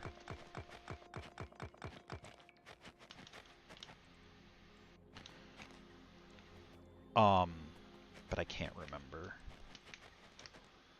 Oh yeah, you're doing the same one as me. Yeah, space exploration is huge. And I don't know how you're gonna do it without bots. I really don't. Because I can't figure out how I would do this without bots. I'm gonna bring the trains in. Probably, because I don't have the route that goes that way. Currently, my trains can only actually access here from this point. Hey, I mean, more power to you, because I think that playing Factorio the way you want to play it is way better than trying to play it like by somebody else's arbitrary reason of the best way. Like generally just games, you should play them the way that's fun. Yeah, bots are definitely worth using, especially as your base gets bigger. And then like planetary, like going to other planets, especially once you start getting like where you have to take like an hour to fly in your ship over to the other planets. Cuz like some of the I mean, you can do smaller networks than what I did. I have like a big massive like base expanding network, and it takes forever for the bots to get from one side to the other. That's why I have so many of them. If you do smaller networks, the bots are easier to manage for sure. I just like watching them fly around. I like seeing the swarm. I kind of feel like my base is kind of like a beehive. Oh, beehive. Because between the trains like zipping around everywhere, because I use 1-1 trains, and the bots, it feels just like there's kind of like a little buzzing hive going on here. Actually, let's do No, let's not fuck with that. Let's just bring in... What way are the trains coming through here? I haven't had any problems. My base isn't big enough or expanded to like other planets enough to be a problem. And I'm running on a pretty powerful computer, so I haven't seen any UPS dips yet. But also, I don't even have a moon base yet. This is just novice. Bigger trains are nicer for that, and I probably will have to convert to bigger trains at some point.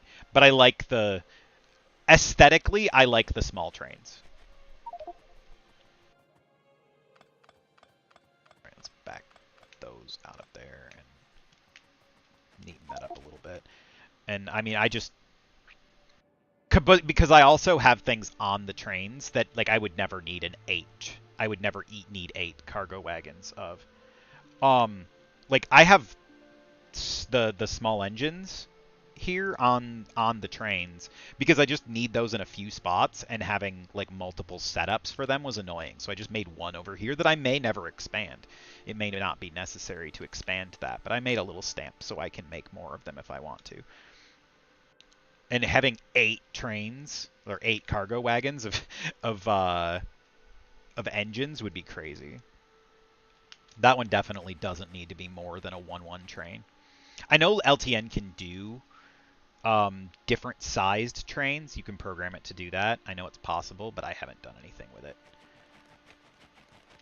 Alright, let's bring in... Wait. This is the down. Do I have a way to bring it back up? Because like this doesn't have the roundabout down here. How do I bring this stuff in and bring it back up? I guess this needs to be brought down. That's what it is.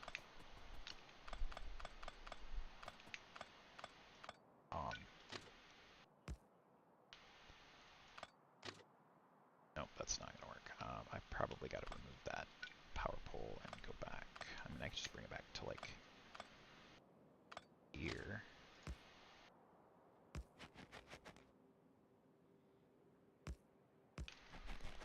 Yeah, this is my like 3rd attempt at space exploration.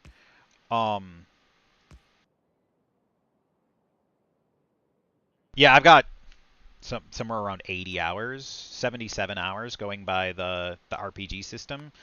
Let's move this up. And yeah, I'm still going strong on it. I really like this mod pack. I've got more than just space exploration, but I don't have Cristorio. Because like I have RPG system for some stuff. I have like, I'm not using it anymore, but I have Handy Hands auto crafting because I do way too much hand crafting, and that made it a lot less painful in the early game. That will work, and a few things like that. And then I've got a few like quality of life mods like LTN and Hellmod, because that I don't use it super often, but it is a really good one. FNEI, stuff like that. Those are always handy. Which direction are my trains coming in? I can't remember. This is my in here, and then that's my out. So they're going to come around the loop this way.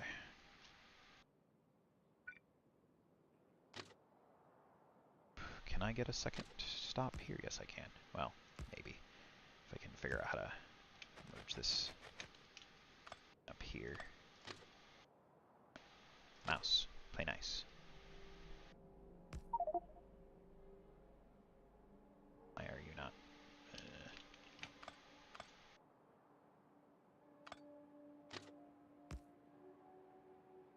No, because that's not going to go around that curve. Is there any excess space in here? That one's a little bit excess. Can I finagle that?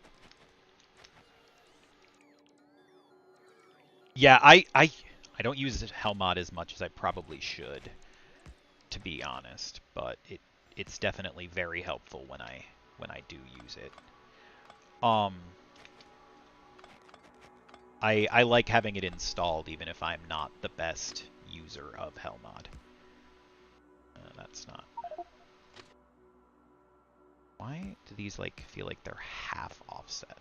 Ugh. The way rails sometimes just don't line up bugs the shit out of me. Yeah, and then especially when you're playing like mod packs, like this kind of thing, like the scale of this playing without FNEI, like just to be like, what is this thing that I'm making as a byproduct even used for? Like, what do I do with it? Should I void it? Should I find a way to get rid of it? Do I need to save it? Like, without this, to be able to check, like, what is this used for? Like, I was curious earlier as to, like, how much lubricant I was going to need, which the answer is a lot, like, in the future. Right now, it's not a lot, but in the future, it's going to be a lot of... Okay, so that is my, like, minimum viable, and that is literally at that. So, like, this needs to find its way out somehow in going in the right direction, which is this way. So I guess I could bring it like to here. That might work. Can I bring this in from here in such a way that like, no, that's not gonna work going that way. But maybe if I bring it down here, can I bring that in? I mean, like this one should merge for sure.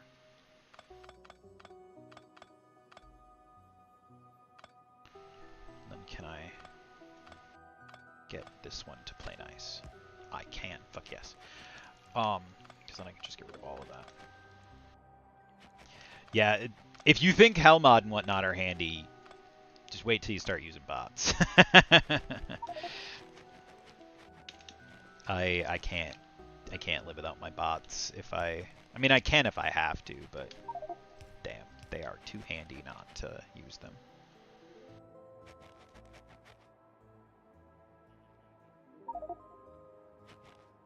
Yeah, that's why one of the reasons I'm doing the way I'm doing it, where I've got these like production cells, because I just don't tear them out generally. Like these solar panels aren't going anywhere. They're never gonna come out unless it's like essential for some reason, because this is just an empty space anyways, and I've got more empty spaces. Like this mining operation will get torn out eventually once the ore is dried up, but oh, did I miss a power pole? I did. Because like this won't be necessary once I no longer have this like 4 million iron here. But outside of that, let's do this way. Like this setup, it seems to load and unload these like 1-1 trains reasonably quickly. You go that way. That's the direction I was trying to make you go. The mini loaders are slightly annoying sometimes with the way the belts don't snap to them. Yeah, I do that a lot too. Like I build a thing and then I'm like, that's not quite what I wanted. That's not right. And I end up tearing it down and then feeling like, well, that was a waste of time. I don't think it was a waste of time though, because like the next time you build it, it's better. Like you did it. It was an experiment, and like maybe that experiment didn't pan out the way you wanted it to, but now it's better. Okay, it's 1, 2, 3, 4, 5, 6 belts. Do 6 to 4. This is one of the few places that I just take someone else's work because I found a balancer book, and like balancers are, I can't do the math for balancers. There is wizardry in balancers that I lack.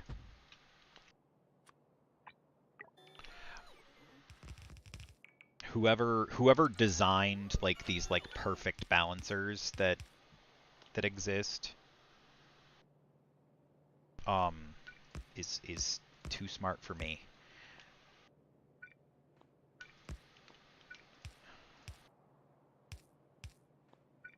Because I don't even understand how these things work half the time. I need to find the other one that I was using that had them in all the different varieties of belts, because this one only has them in blue, and I have to convert them to yellow, because I'm using yellow belts. I used to have one that had the balancers in all the different... My bots are being lazy, because they're trying to let the base bots do it.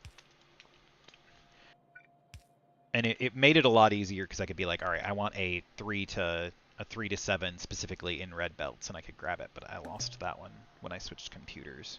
I bought a new computer. My wife and I decided to upgrade our computers a couple months ago. Best choice ever. I don't know if it was the best choice we made, but I mean it was fun. And we have new computers, which are way more powerful than our old ones.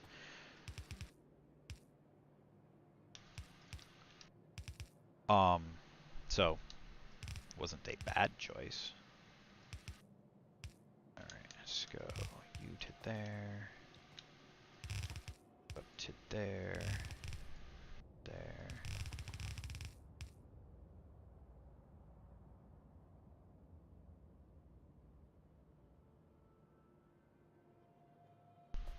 Okay, yeah, I had that one, and it worked really, really good. And then this one was just one I found. The complete belt series. That one could be really good. I can look that up real quick. See what's going on with that.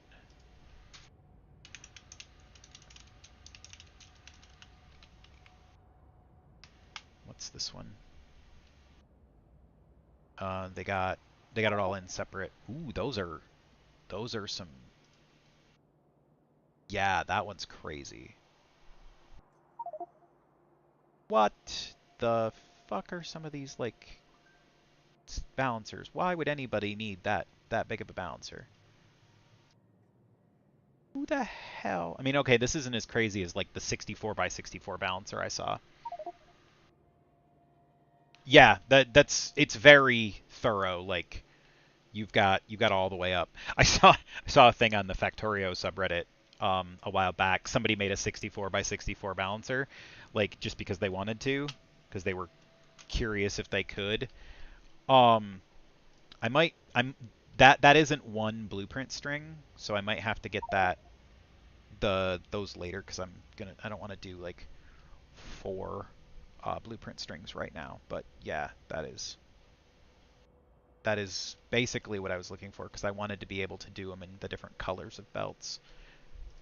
Because the one I have now, it has all of the normal, like, balancers you might want, up to and including this stupidly overcomplicated thing. Because who the hell needs a 128 by 128 balancer? Like, look at this thing. Who needs that? Somebody made it. Some crazy person made it, and it exists. And, like, I could stamp it down and watch my bots build it. I'm just not gonna, because I don't know where I would use it. I don't know what I would ever need that many lanes of anything to be balanced.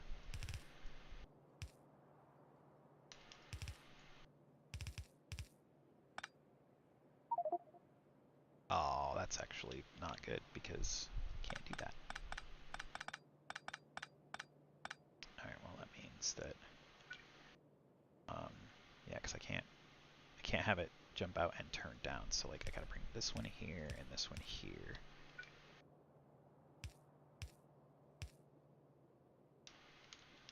There. Maybe some point I will actually figure out how to maneuver belts in this game. Someday, my belt wizardry will be properly leveled up. Yeah, what? I lost the chat for a moment. Where would you ever need a 128 by 128 balancer? I can't even imagine the situation where you would want that.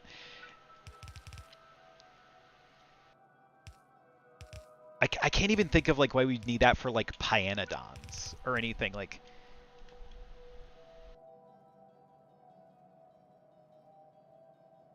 Yeah, like if you're moving that much volume, you should be using trains. Definitely. Like you shouldn't be belting that many things into anywhere. Plus, like just what kind of a system is going to eat 128 belts of like if you're say you have a smelting array that can consume 128 blue belts of iron ore, why isn't that in smaller like inputs? Like being fed by trains like one belt at a time or something. Like that seems like it would be much more efficiently set up in other ways. Put it there. It doesn't really matter because I just basically only put this for the LTN train limit.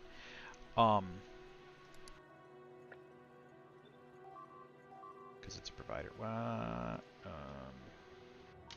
Okay, that's still holding. Although them biters are getting.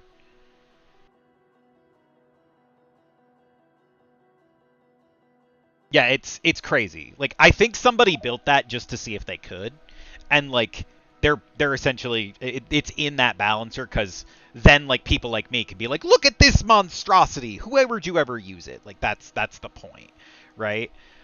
Um,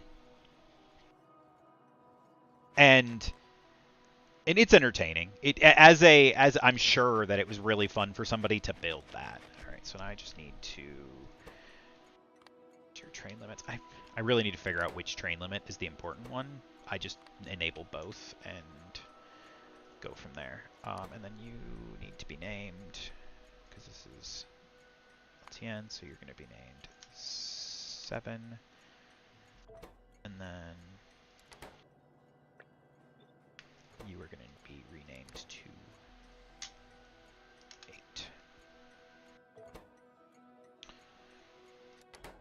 And then wires because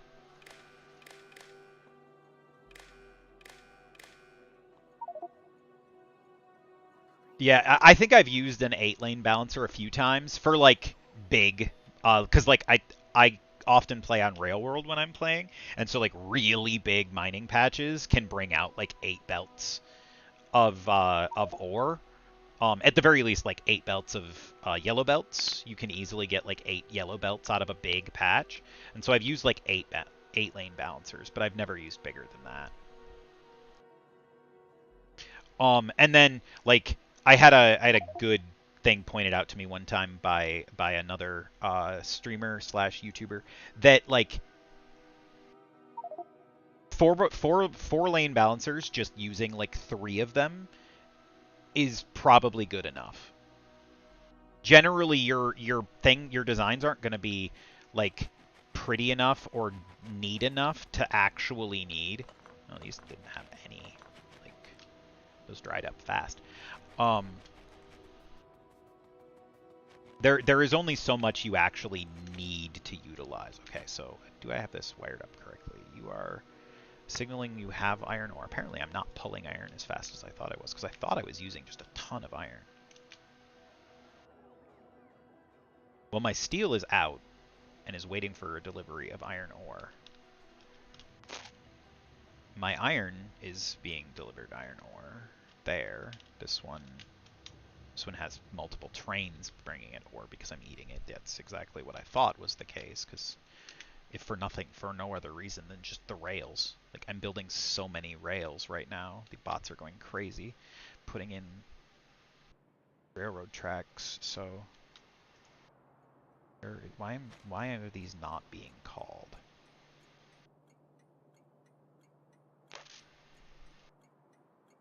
Is the rail network not? Because LTN uses the rail network. So that's my out. That's my in. Is this connected properly, like over here? It should be. If I'm going to be running over here, I should be doing it this way.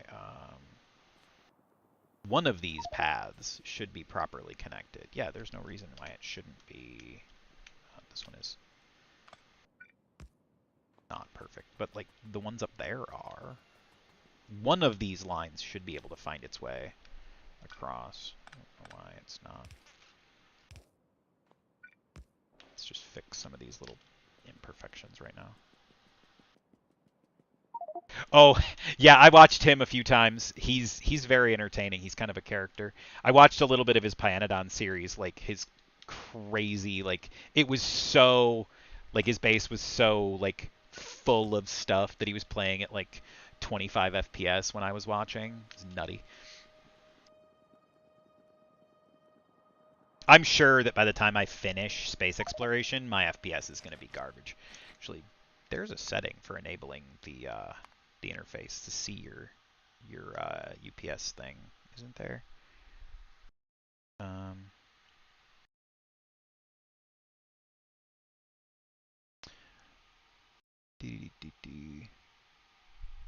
no, it's not in here apparently, because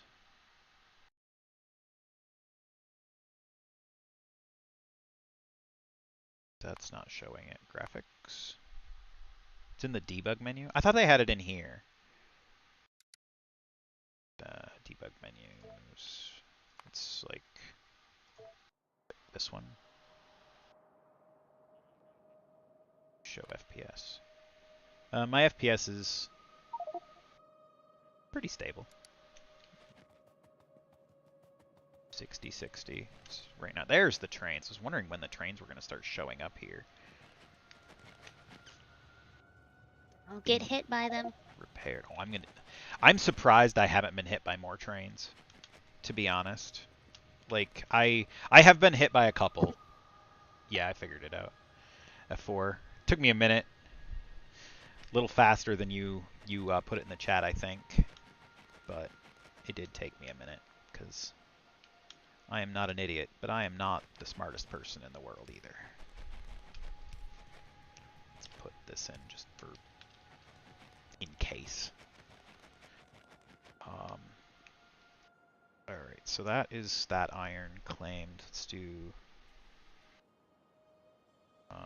do I want these copper ones first, or do I want to get that stone one first? I'm going to leave that stone one. I don't have any need for stone at the moment. We'll leave that stone one for now. Let's get these two copper ones pulled. I have yet to die to being hit by a meteor. I specifically state yet. Because it's probably only a matter of time before a meteor hits me. It's not likely to happen on Novice because I do have a full meteor defense set up here with 8 of these, and I've never seen a meteor shower have more than 8 where these couldn't handle it. And yeah, I was configuring trains the other day and standing on the train track as I configured it, and LTN was like, "I'm gonna send a train over there," and suddenly I got a train delivery, and I was still standing on the train track. So yeah.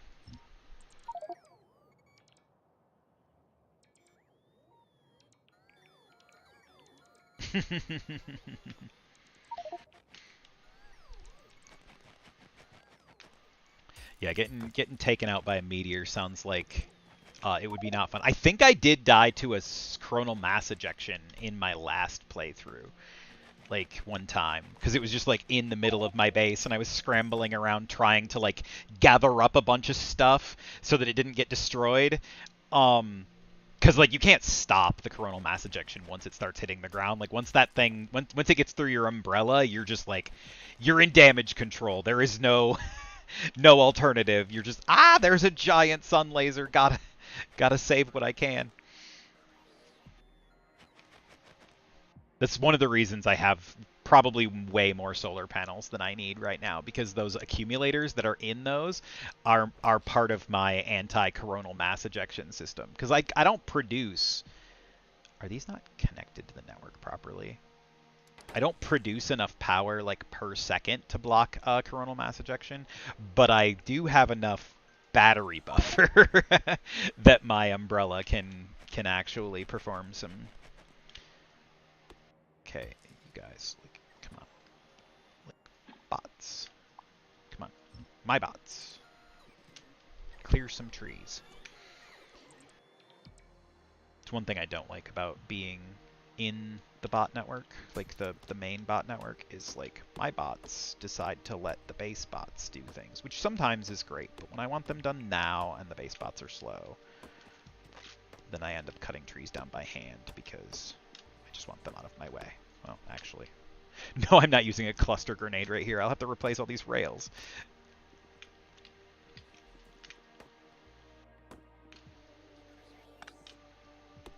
Oh, I just fucked up my signals. Wait, was it the right signal? Oh, that should have been one of these. Right, that's... Wait, that doesn't have room for a full train. I mean, it kind of does, but also it doesn't. They've been working, so I guess they're not. At the moment, I'm using coal power and, well, not coal. Some coal, some, it's just a lot of steam turbines. I'm running off of combustible fuel and a lot of solar panels. This basically only runs when I'm low on, like at night if the accumulators don't keep up. I think it's pretty much completely solar at this point. Yes, I am completely solar at this point. I still have my burner generators and whatnot that I put in, but right now it's just solar. I will be building a nuclear plant eventually because those produce just so much power, and as I scale up, like I'm gonna want like a lot of power in a relatively small footprint. But then again, like my base is already huge. It's not really gonna hurt to put more solar panels in either.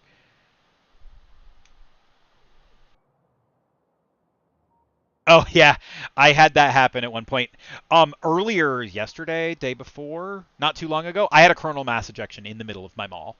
Like cut right through my science production here, destroyed half my labs, took out my rocket science production, like destroyed a bunch of this battery setup, got sun lasered, I think. Like it was right through here.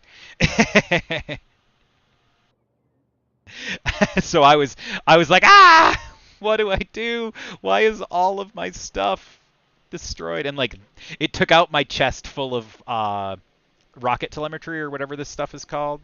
The stuff you get from launching satellites, which I'm currently like not launching satellites because I don't have any need. Like I'm at the point where I can't do any science until I actually start producing things in space. So I'm just like scaling up to be able to actually do that. I know I could now. I just like I have a rocket ready to launch. I don't have space belts and whatnot yet, but like I'm wearing a life support suit. My armor is the thruster suit, so like I could go up and like in theory start setting up production in space. I just haven't yet. I gotta get space belts being made, and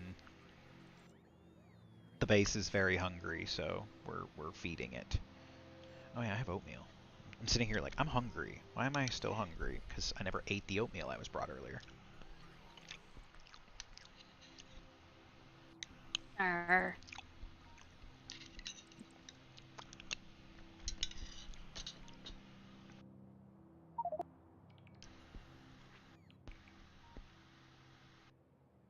Oh yeah, I have I guess.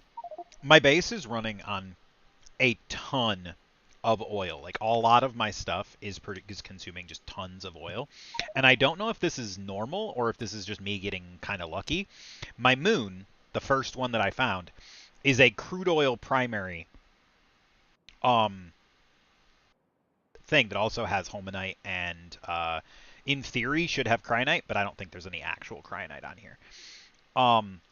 But there is on this, like, look at these oil deposits. Look at the size of this. Look at the yield. 14, almost 15,000% yield on this crude oil patch. This one's 10,000% yield. 8,000, 7,000. The yields of the crude oil over here are insane, and I really want to get over here and start like harvesting some of this oil.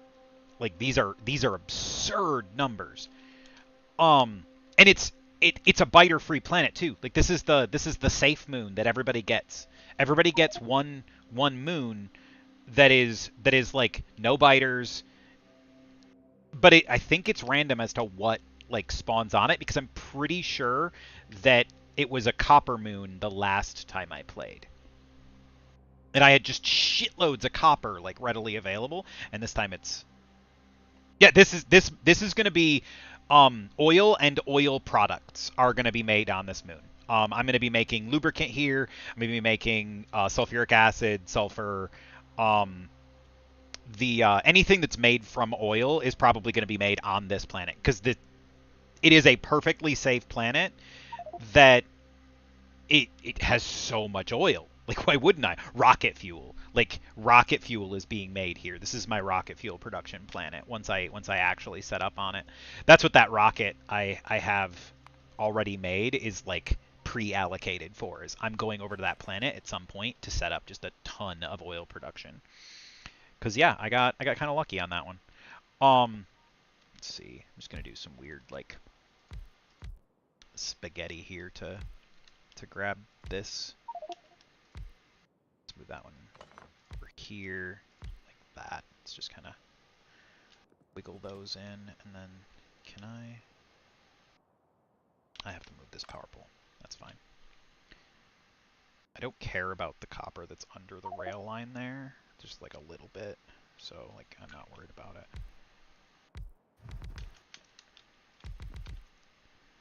Where are the bigger mining drills in the tech? Because I know that there are big mining drills. Oh, those are a ways. They moved those to way later in the tech, because they were not at production science the last time I played this. I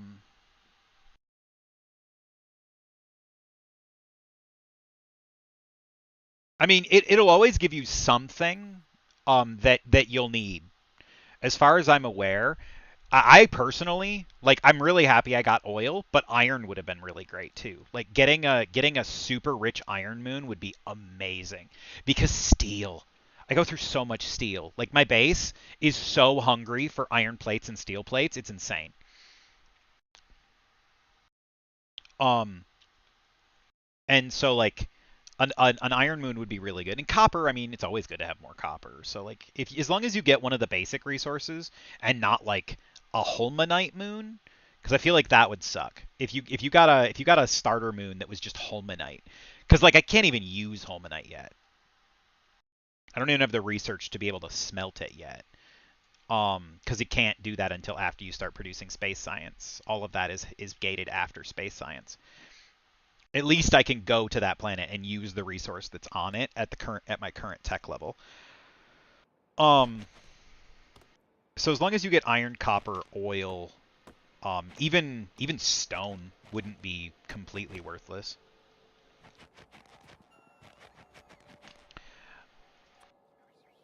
Although I don't think I would like a stone moon. I think I would be somewhat disappointed.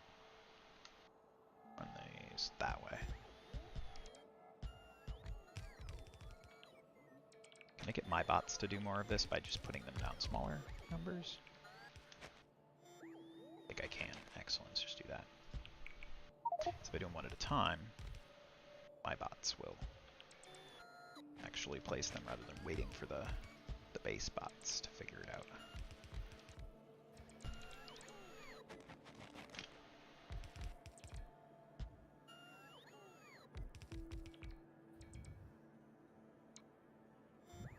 I mean, I don't know if I would start over, because like that's just the first moon, right? Like I got 4 moons of novice. I don't know what any of these have on them. Let's see.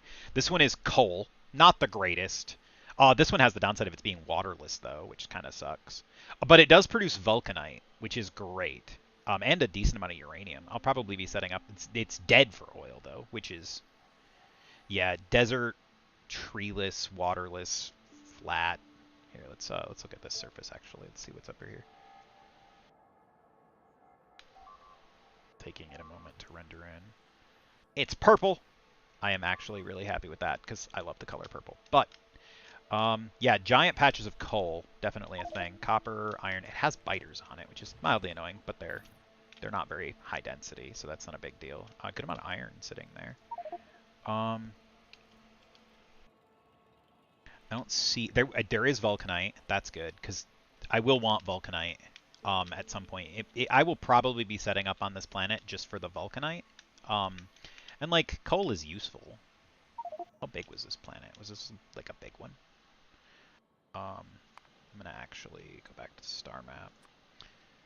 How big were you? Well, you're fairly large too, so I'm actually gonna trim this surface.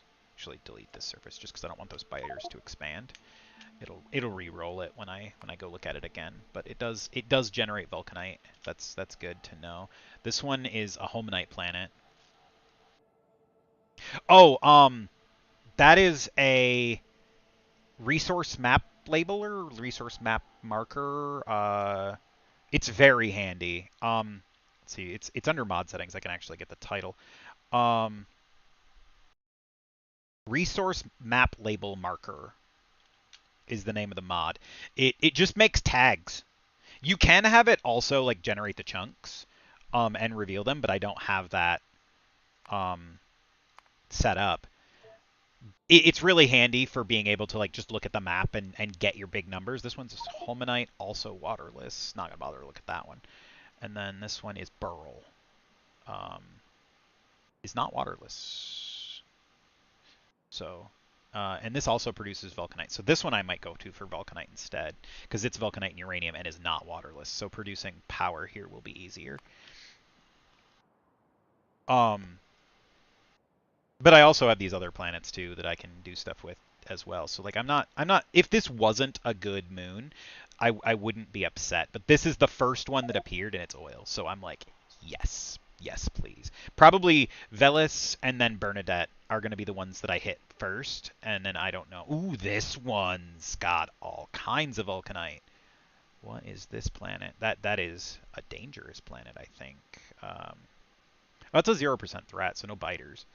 But it's a hostile. What's the solar efficiency? Solar efficiency is not bad. That actually might be a good one to go to. Let's look at this one, because I could just do solar here for vulcanite.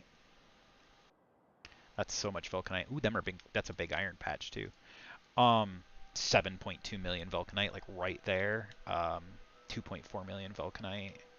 Pretty close. Yeah, this has got all the vulcanite, and it's a vulcanite core planet, so the core fragments produce vulcanite as well, which is really good. And I know I'm gonna need just tons of vulcanite. It's even got iridium on it too. Nice. I don't even know what iridium's used for other than iridium pile drivers at this point. But yeah, it uses the resource map label thing. It just uses the standard like map labels that you can add yourself and just generates them automatically for the resource nodes. And it gives you an approximate like 2.1 million. It's roughly 2.1 million on the patch. It's very handy.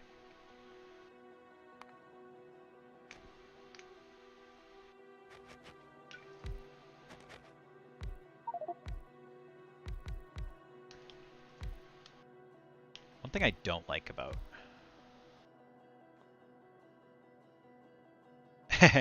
yeah, if you come back and hang out, I'll definitely chat with you. I like talking to people. So sleep well. It's morning for me, so well, technically it's afternoon.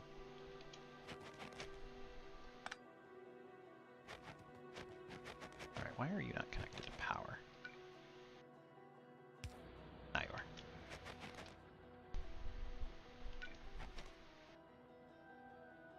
And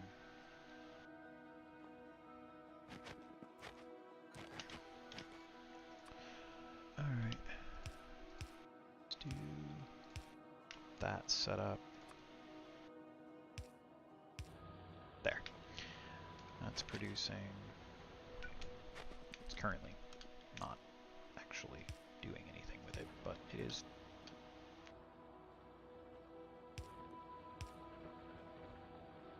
All right. Belts, belts, belts, belts, belts. Actually, no. Let's run you this way. Let's do that. Do that. No. Let's do here. Yeah, that'll jump.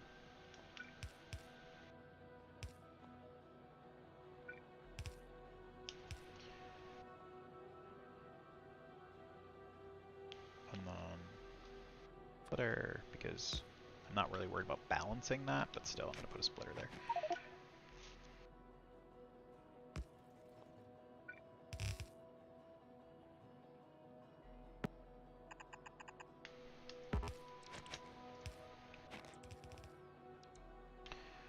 Alright. That's that. Yeah, pretty sure that only comes out to not even a full belt of copper. It's not properly balanced per se, but I think it should be pretty close, or close enough.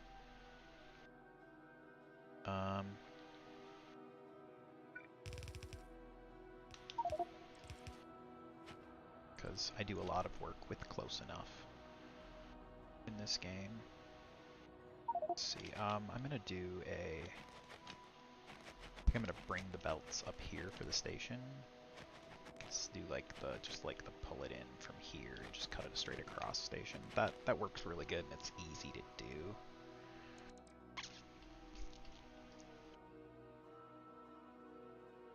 Grizzly Jinja. It's a interesting name.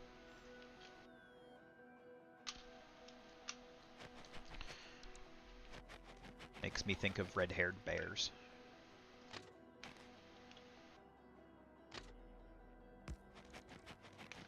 Adorable, actually.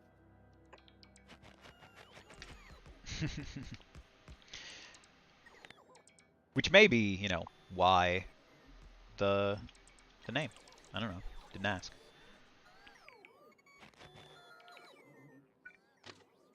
Hey, Turnip. Very well could be for the purpose of making you think of red-haired bears. Oh, hello, no boy.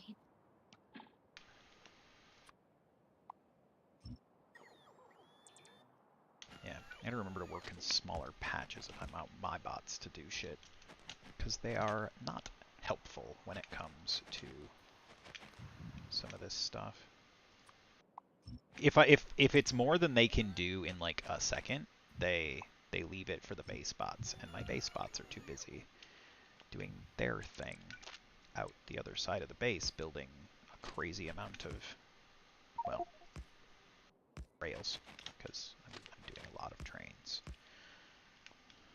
A lot of train tracks. How's that going, by the way? The Roboport network is like halfway out. The rails are actually mostly filled in, and it's getting pretty good on the bricks. Nice. These bots are going to town. They're working like crazy. Let's see, how many bots do I have right now? 3,600 construction bots currently in the system and growing. Well, they should be, but I'm out of, what am I out of? What is this belt? What are you? What am I out of? Green chips. Green chips. Yeah, green chips make sense. Why am I out of green chips? Am I just slow, or am I out of copper? I have no copper at the green chips production. Where is my copper? The copper is out of ore.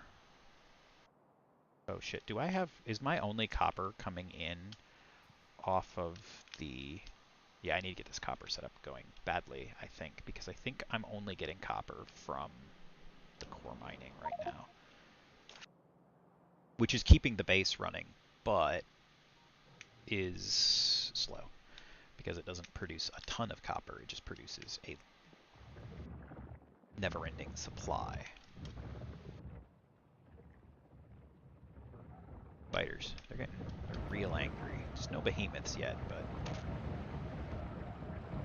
they still are very angry at me. So don't blame them. I am destroying their planet, so I can't really fault them for being upset with me.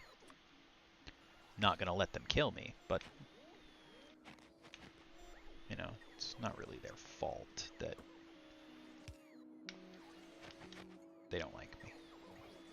They have legitimate reasons to not like me. Let's see. Do there.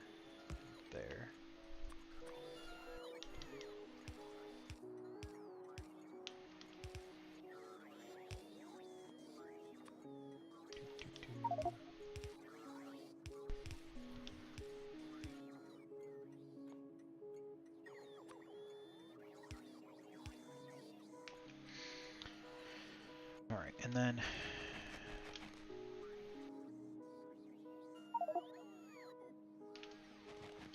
I think I want a 4 to 2 that just brings it down to 2 red belts. Which is because that's really easy to do. A 4 to 2 bouncer is super simple. And then I don't really care about the details beyond that. Here, let's do this. Let's actually run this line because it's several lines. Let's actually run this one up as red belts. Or as a red belt, because that should for sure pull all of these.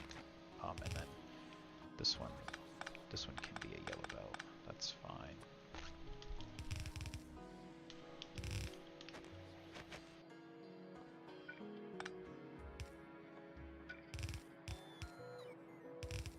And then that one, no, that one needs to be there, and then this one here. Actually, this one can just go there. I don't need to pull it out that far. There. Now I have 2. I might need to go get more red belts. I don't have a lot of red belts. So I've been still using mostly yellows.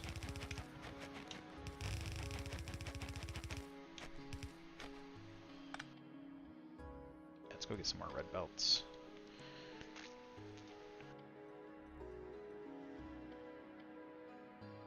I got somebody who actually talked to me. I like it.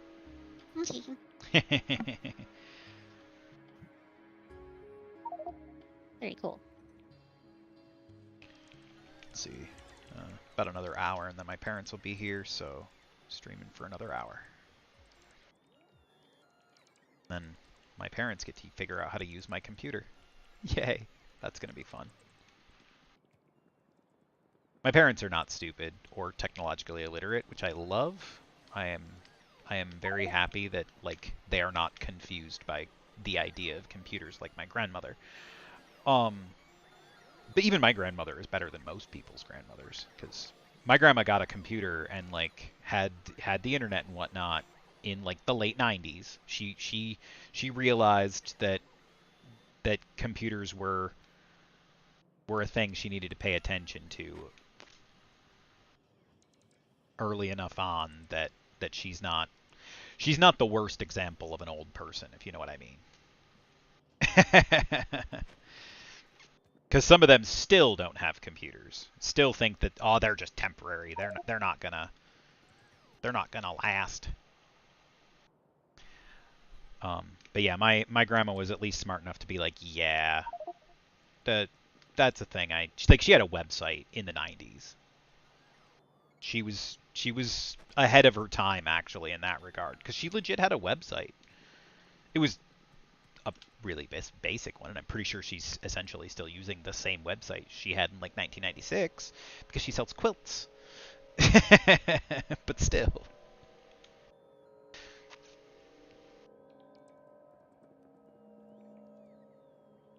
All right.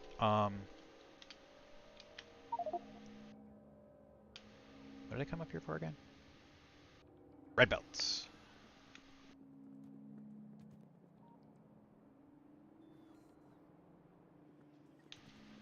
I need red belts. There we go. Whole bunch of red belts. Looks like my red belt production is actually choking a little bit, because there should have been 400 of those there. I don't know why I don't have a full 400 red belts, because there should have been that many in that box. Instead of like 370, because that's kind of weird. Jetpack. Love flying around in the jetpack. It's quite fun. Do I have room for... I think I have room for that. Nope, I do not. Okay, so it's going to have to come in there. That's fine though. Because I can do like here to here. Bring the outside one there and the inside one here.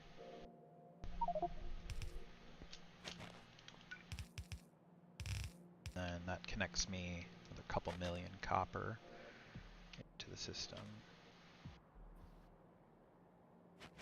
Honestly, let's do this. Let's upgrade these to red as well, just so that this shit like fills the trains fast.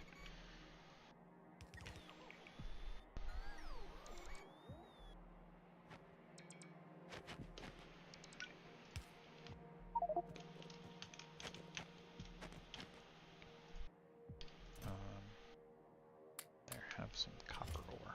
There, now you pull in.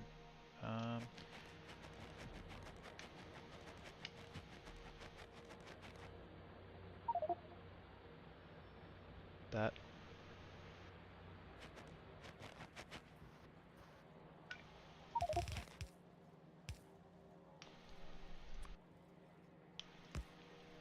There, see if I can feed that out a little smoother.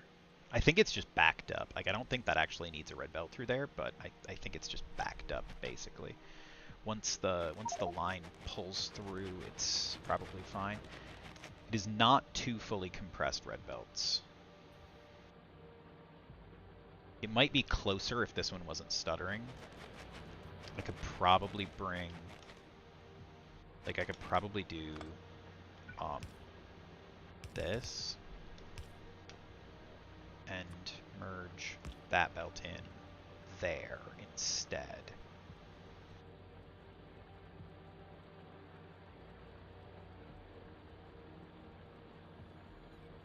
And maybe even go so far as to, like, now merge these two here. Just to kind of smooth the lines so that they pull, so that nothing is stuttery.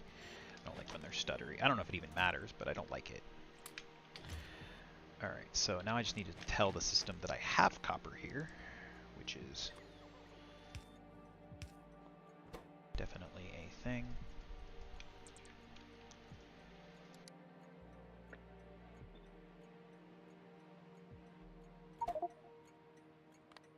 Get a train limit of 1.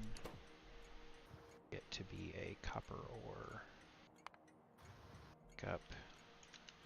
I need to figure out where my copper or my other copper ore pickup stations are, and probably remove a few, but because I honestly don't think I have. To there, and then we'll change you to 4.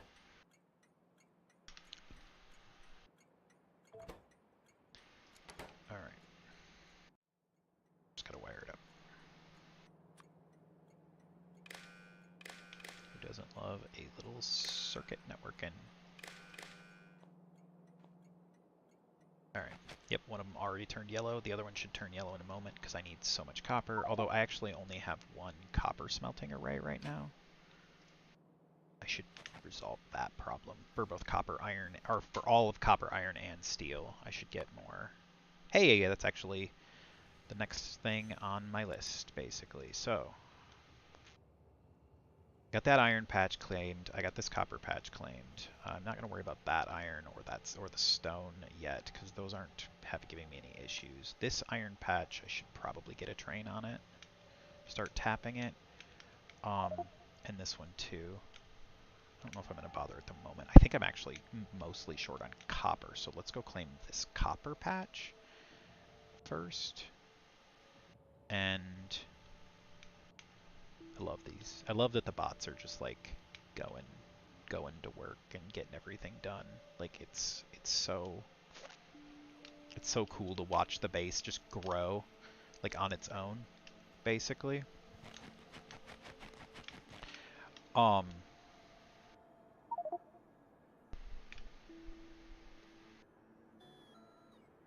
Because like the base knows what it wants, knows what it's doing. Let's remove these power poles because they're not necessary. And then tree removal, what's on the patch here. Where am I going to put the train? Up there. Right there. That's where I'm going to put the train. Because then I don't have to make as many modifications to the setup here.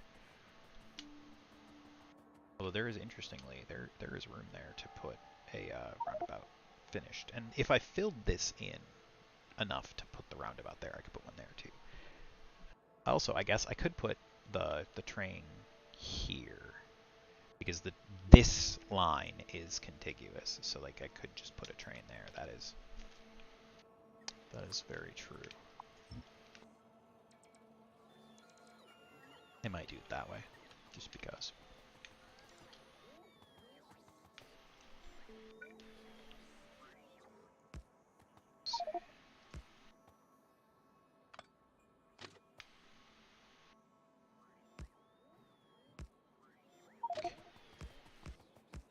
Wait, why don't I just do this?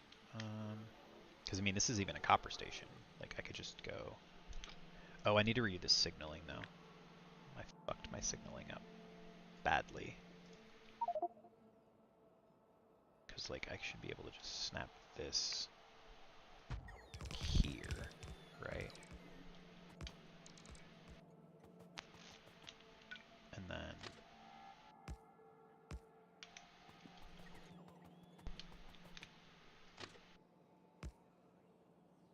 like that. And then all I gotta do is change this to like 5.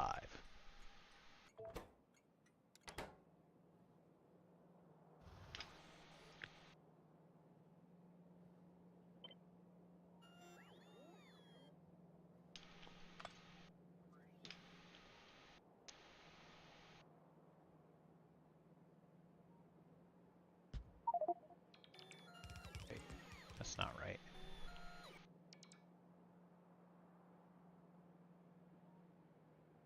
That's not right.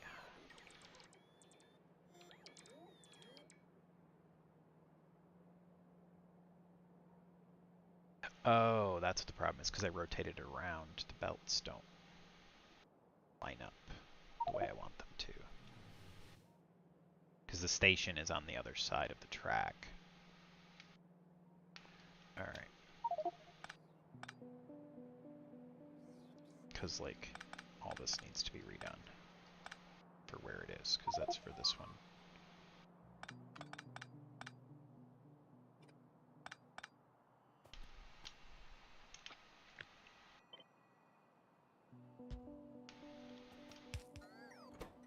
And then you're going to be 6.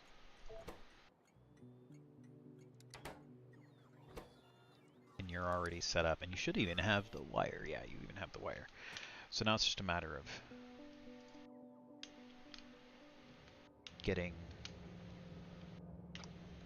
this little setup, which I can then easily manipulate and rotate around, like this.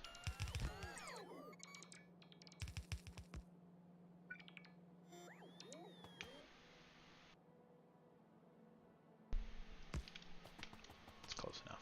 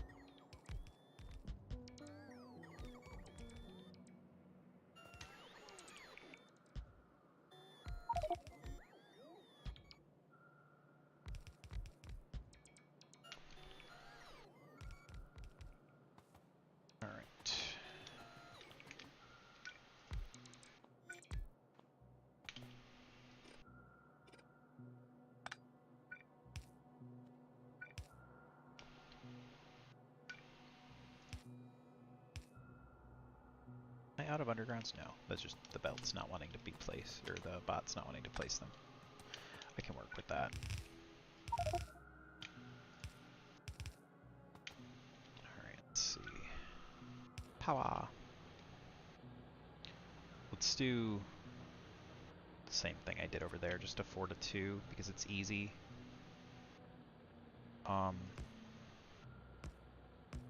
Like, this is not gonna do 2 red belts at all, but I also don't care.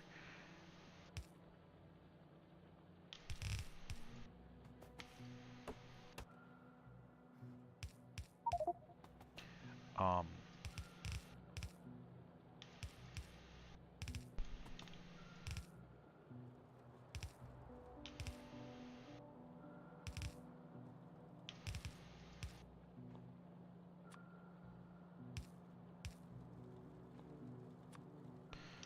because it does give me the option here of that these will load very quickly. Like this for sure will pull all of these, and it'll load the train as quickly as this can be loaded, basically. And I got 2 more potential inputs for copper ore there. Copper. Alright, what am I... Dang, now, did I ever get... Oh, let's not worry about that now. More steel. Need more steel. I definitely need more steel. How am I doing on... Oh, let's go put some... let's go put some iron ore in the thing, and let's craft a bunch of landfill. Look at that. Oh, what did I do? What did I do? Because I hit Shift Tab and brought up my Steam thing. Oh, whoopsie. I was hitting Shift and then I hit Tab to do something else, and Good job. all right. Yeah, I need electric furnaces, which I actually may need to set up my base to produce more electric furnaces, but for now, let's see what I got in the 50. Gives me 100 in total because I had some. Let's make you allow, like, let's like have you allow 150 to stock up. What am I losing now? More walls. The spitters are very angry at this section of wall down here. They do not like that section of wall. The nests out here. Yeah, there's a lot of spitter nests right here. Let's go do something about a few of those spitter nests. Biters are easier for my turrets to handle.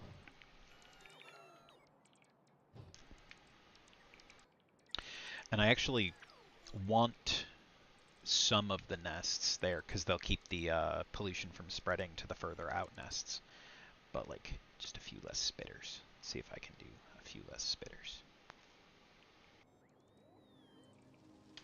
Because I can just do like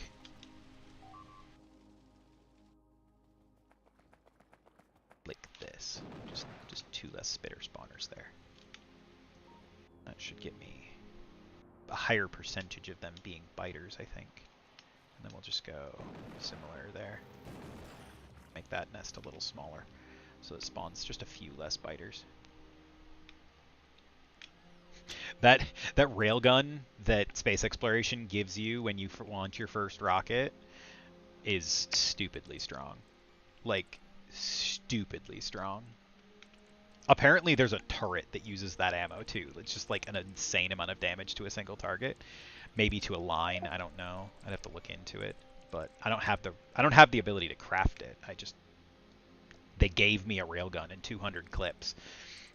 Like, here, have a stupidly strong gun for like sniping out biter nests. Because it didn't do shit to biters. Like, I can barely hit a biter with it.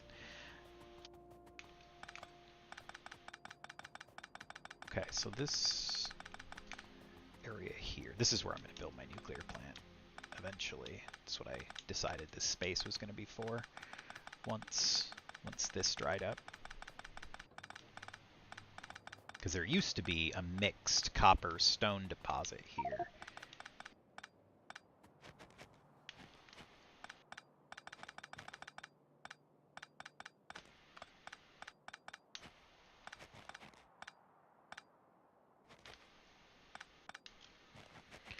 I'll leave the rails in because I'll probably need stops for like uranium and shit anyways when I'm putting in my nuclear power plant.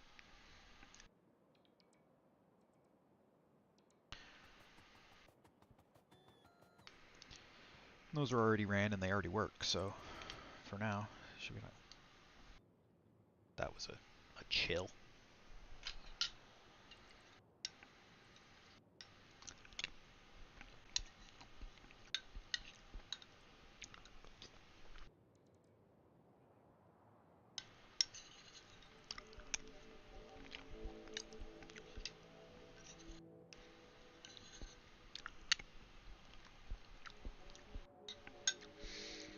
So the oatmeal with that syrup drizzled over it, Yeah. good call. That's delicious. Even cold, it's still delicious. Oh, good to know. Because like I forgot about it for a little bit because I was waiting for it to cool off. Yeah, oatmeal. Very hot. I was giving it a minute to cool off so it wasn't quite so hot, and then I got distracted talking to the chat.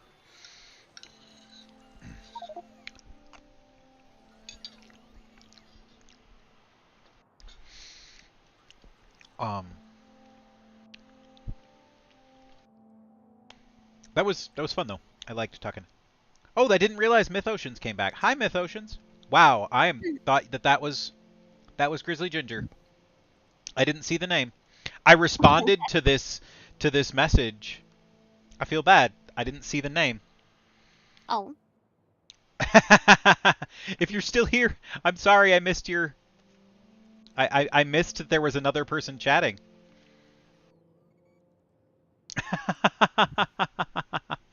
Oh man, I feel rude. Could be the color blindness, because from what I see on your screen, it looks like they're slightly similar. Wait, you can see the chat on my screen? Yeah, I can see the stream chat. Everybody can. No, but like my stream chat, like because I have an overlay that's invisible to, that has like 50% transparency. I can see my game through it, over to one side. That's not showing on the stream. It's right under my life support. Like if you actually look at my stream, like you see the life support thing in the corner. Like right under that is where I see the chat, and in there I didn't notice the difference. I didn't see the name difference. I feel. Oh, on yours it's very different. Yeah, over here, if I look over here, that's how I noticed it. I looked over here, I'm like, oh, that one's a different color. Like that's a different person. Why did I not notice that? I honestly thought it was just Grizzly Ginger because we were talking about the same thing, and like it added to the conversation. And it's just further back up. Like I can't scroll that chat. Ah. But yeah, apparently I had two people talking to me and I didn't realize there was a second person. I feel bad. This is where we learn doubling back to check out the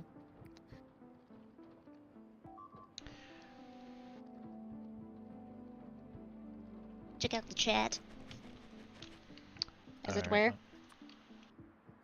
Because this guy's actually come and talked to me a couple times. We're gonna put his name in the base too, or Excellent. their name. Their name's gonna go in the base. Where do I want to put it? I'm gonna put it right here next to copper because it's a good spot. This is copper.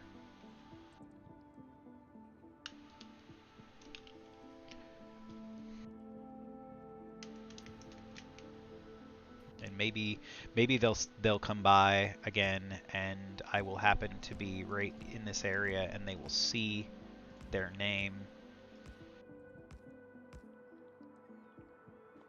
Although maybe not, given where I just put it, because it's white on white. Here, let's take it up and put it up by the mall, just because.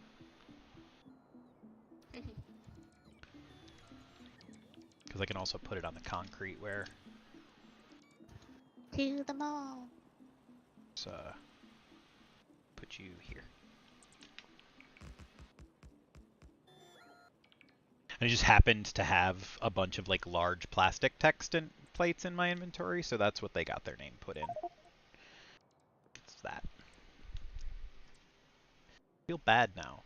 I actually feel bad that I kind of ignored them because I didn't realize it was a different person.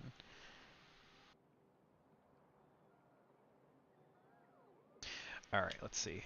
I'm not like super upset with myself over it or anything, but like damn, that's not good. Right, so 41 more electric. Learn as you go. You are still running. Good. You're just slow. Oh, hi, turn up. Hello, baby. Yeah. I'm gonna do a new smelting array setup using electric furnaces instead of steel furnaces because they have module slots. So Oh wait, this doesn't have Roboport connectivity. What? Oh yeah, because the the power.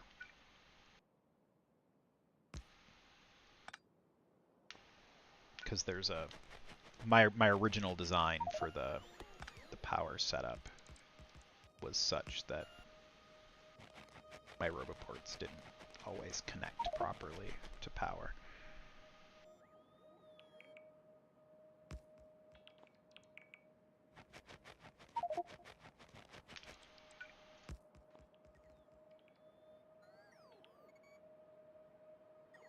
There, let's see how that does to let the bots expand things. Let's see, where do I want to put this smelting setup? This doesn't have anything in it, right? There's nothing here. Yeah, that'll be a good spot to design the smelting area. So no, there's iron there that might. Well, the iron's not in the way. Ooh, wait, signals. Signals. I didn't fix my signals for my copper deposits pickup spots because that is a problem. Yeah, you need rail signals there and a chain signal here. That's fine. And then you need chain signals here and here and here.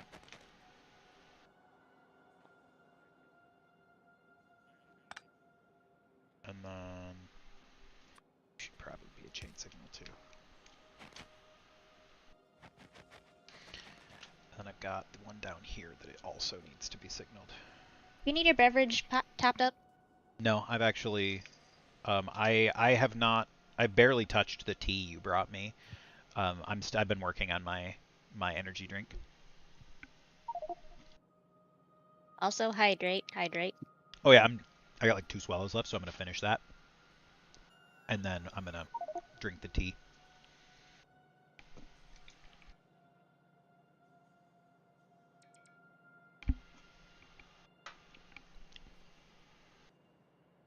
From there, oh, this air conditioner is running a little over time. I'm about to test a thing. I just got a chill in my room. Ooh. My air conditioner is running a little too hard. Mine might be too, actually. Well, I'm pretty sure in like 10 minutes, it's going to be sweltering in here now that I've shut it off. Because it's hot as hell outside right now. Okay, so running a test, equal parts water, some cranberry juice, and some of that tea in 1 cup. I mean, they're probably pretty good. That tea is black tea. Keep that in mind. Oh, all right. Good thing I watered it then. It's not very strong, so like you should be fine with like a glass, but don't drink like a whole bunch of it.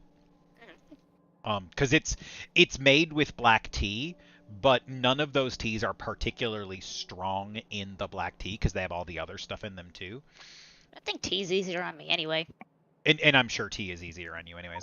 And then also like because we cold brewed it and we only used and like the amount of like tea that's in it, it's actually kind of weakly brewed. So like caffeine content is probably like 30 milligrams per glass at most. I couldn't tell you for sure because I don't have the like the technology to test it or anything. But all right, I believe that's signaled properly now. So like these should.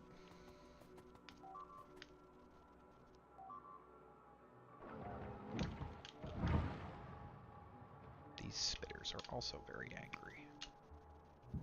Pollution cloud over here. Yeah, I'm hitting a lot of nests through this area that are all very, very mad at me.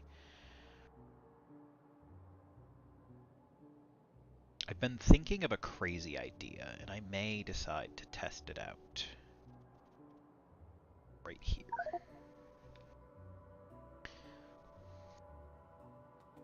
I have... let's get rid of that iron ore that I went up there to get rid of. And then let's just leave it for now. I've got plenty of inventory space still. I have so much inventory space right now. Let's see, landfill. Because we're gonna make a bridge for the biters to get into my base.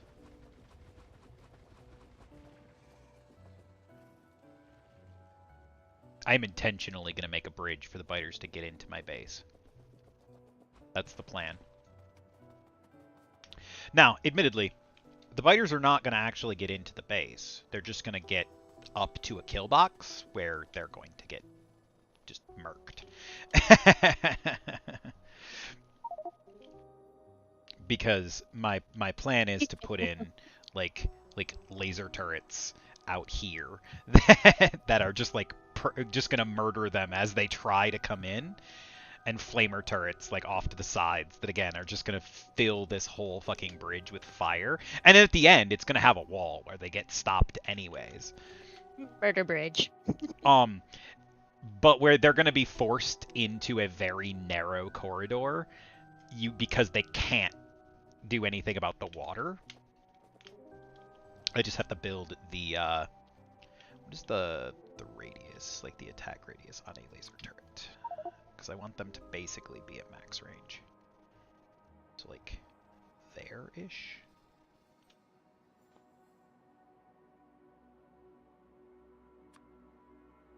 I put it here. Can a laser turret? I can't get that back, so hopefully it's in the right spot. But yeah, that's perfect. Like I could put a laser turret there, and it would be able to reach the bridge. Question now is how many laser turrets wide can I make this?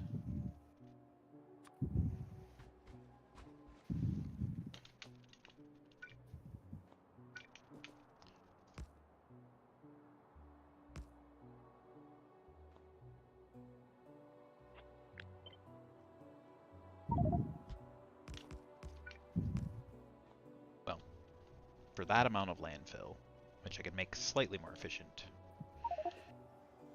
but it's not a big deal. For that amount of landfill,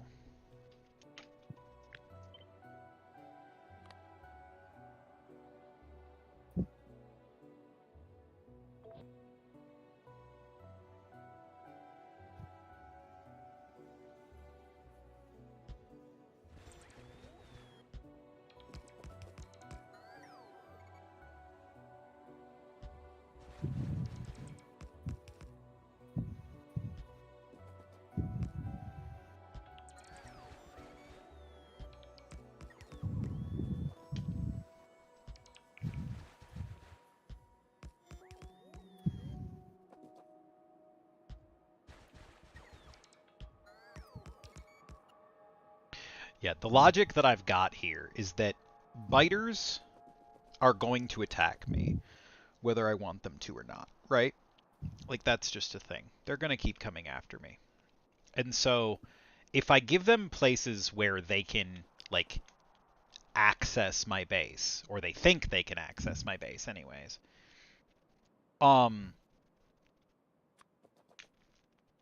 that will allow me to, like, have a pressure release valve type effect.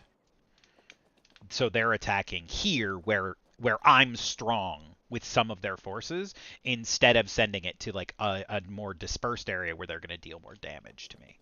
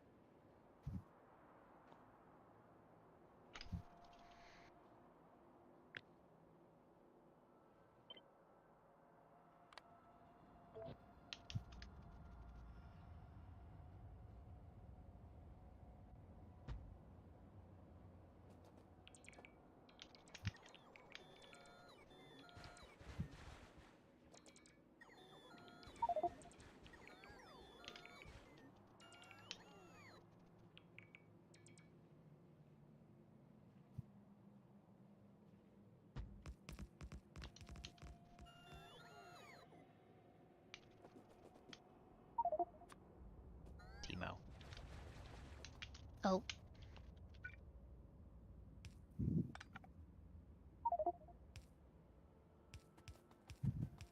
Yes, the orange boy has come in here and has visited me. Orange boy. Hi, orange boy.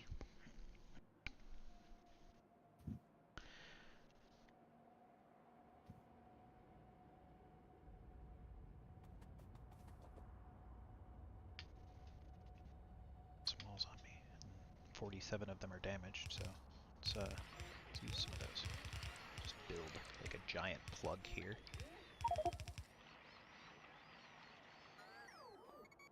It's like 5 walls thick or something stupid there, but also I want to do, because I didn't think of this until just now, I need to do this because I have combat mechanics overhaul in this, so the spitters can't shoot past the walls to hit my turrets. They'll hit the walls instead. Which means they should, in theory, not break my turrets. At least not as badly.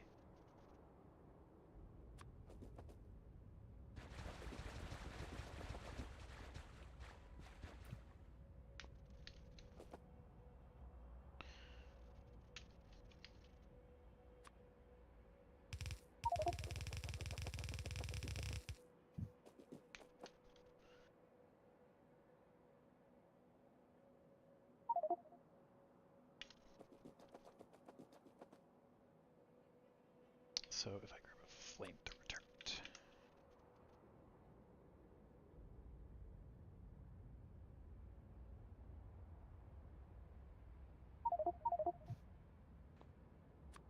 Space do I need to put in? Turret here. That line too, so that I can have the amount of walls. Okay. Should go grab a few more walls. Hey, perfect. Some walls. Only some. I don't need a lot, so like there's just a wall structure here that like is a pre-existing defensive position that I'm not using anymore. So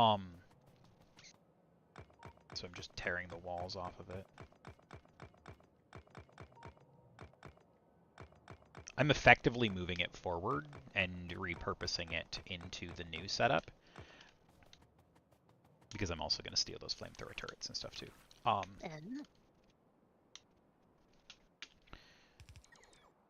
The important thing at the moment is that I'm just trying to get the basic like design figured out. Okay. Now, what I want to do is I need just a little more landfill because I need room to put the pipes on.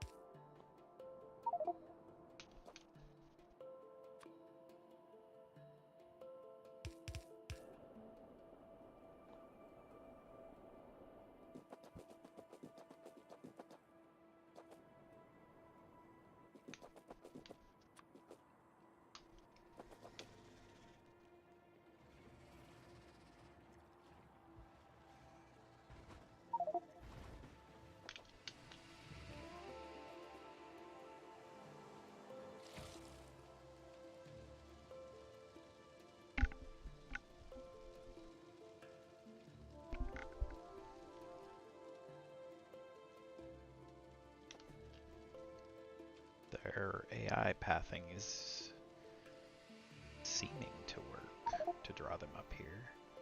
Maybe.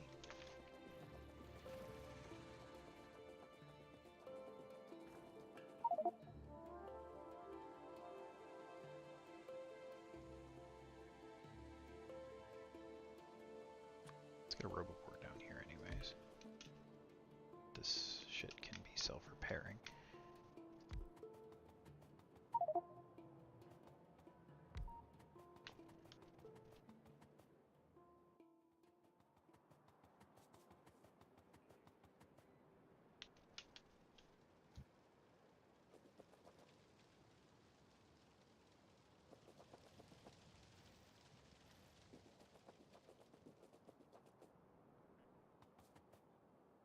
Let's see if that works.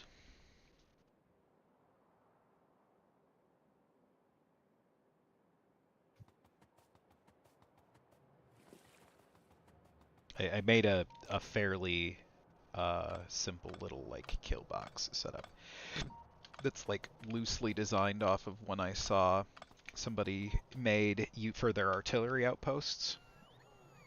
They actually had a thing that would like it was built using a Spidertron, and it would like landfill out an area that would create like a land bridge out to put down an artillery depot. Like, they would put down artillery things and also like supply them with ammo and shit.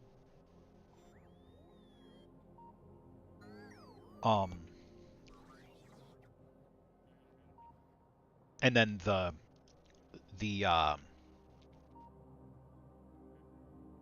Spidertrons would stand on like little patches of landfill that would basically turn them into rocket turrets. When the biters came charging in, it was just rocket turrets barraging them just constantly, just insane numbers of rockets.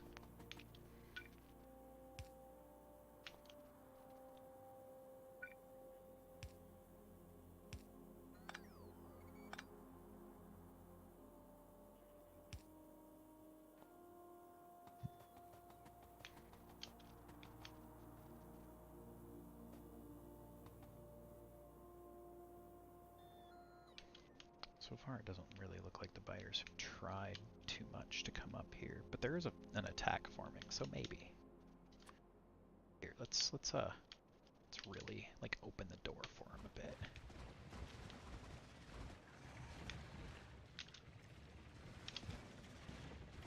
Let's put out the welcome mat just a tad.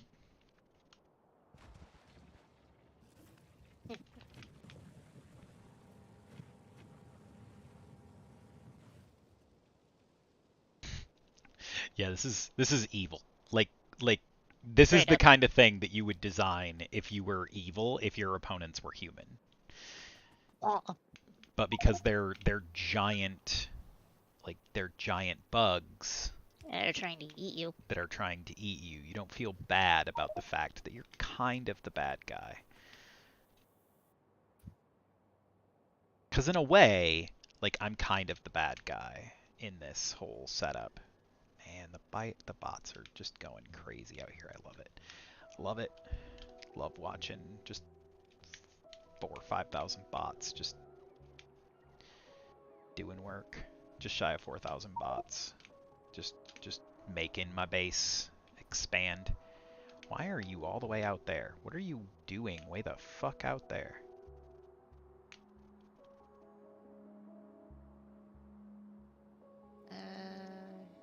Oh god. That contact lens? No. So, there's a Roboport way the fuck up here in my base that apparently some bots are occasionally trying to route from the opposite side of that lake over to that, and there's just a giant lake. Like, I thought you got rid of the dirt bots. I got rid of the derpy bots, yes. The standard vanilla bots are still pretty derpy. Because they don't path into... They take straight line paths. They don't go, like, around following the terrain. Which is what makes them, like, more efficient, because they fly so they can take straight line paths. But when the straight line that they're trying to cross is like a big freaking lake, they run out of power trying to get across and then have to limp back where they came from. So just have like a whole bunch of bots that are stuck. They're just stuck. Because they can't get across the gap they're trying to cross, and then they just keep trying. Hopefully they make their way back to shore and then get like a new order that sends them somewhere else. Looks like that bridge thing that I made did not work to draw their attention. Damn. Maybe you have to put something more important on the other side of it for them to be interested in the first place. Yeah, I was hoping because they're drawn to the pollution, and since this is a path into my base that is closer to the pollution generation, that they would be drawn down that path. And maybe some of them will be once like more attacks are formed.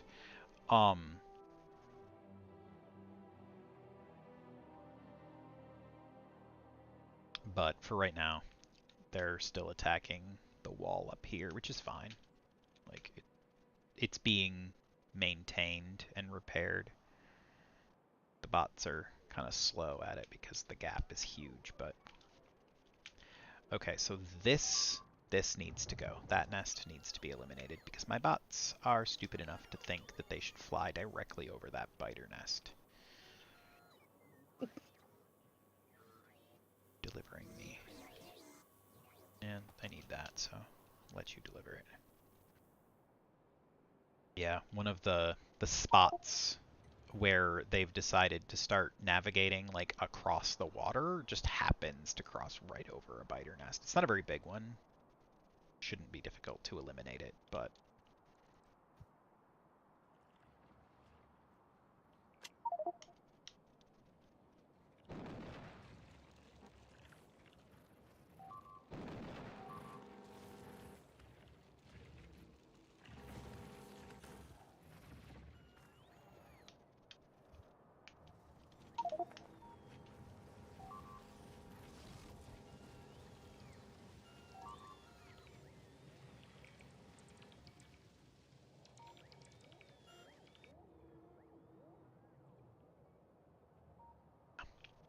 my bots are stupid.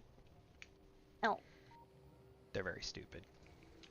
Although I think I have power over in this on this island over here because I already ran power over there for the oil wells, so I could put a roboport there, which would let them charge at least because they're stupid, but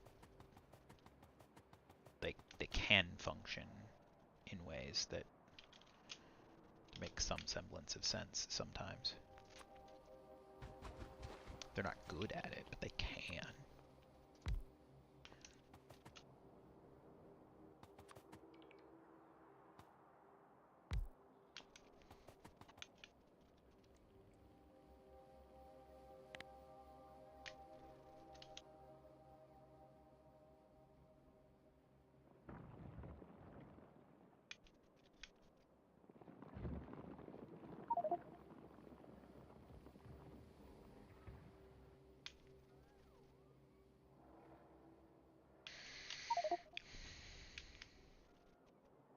Yeah, that is a biter preserve right there. I may clear it out eventually to claim that uranium, but there's an island that just has like a whole bunch of biter nests on it that are just soaking up pollution for me, and they can't attack me because they're on an island. So like those are just they're just a pollution filter.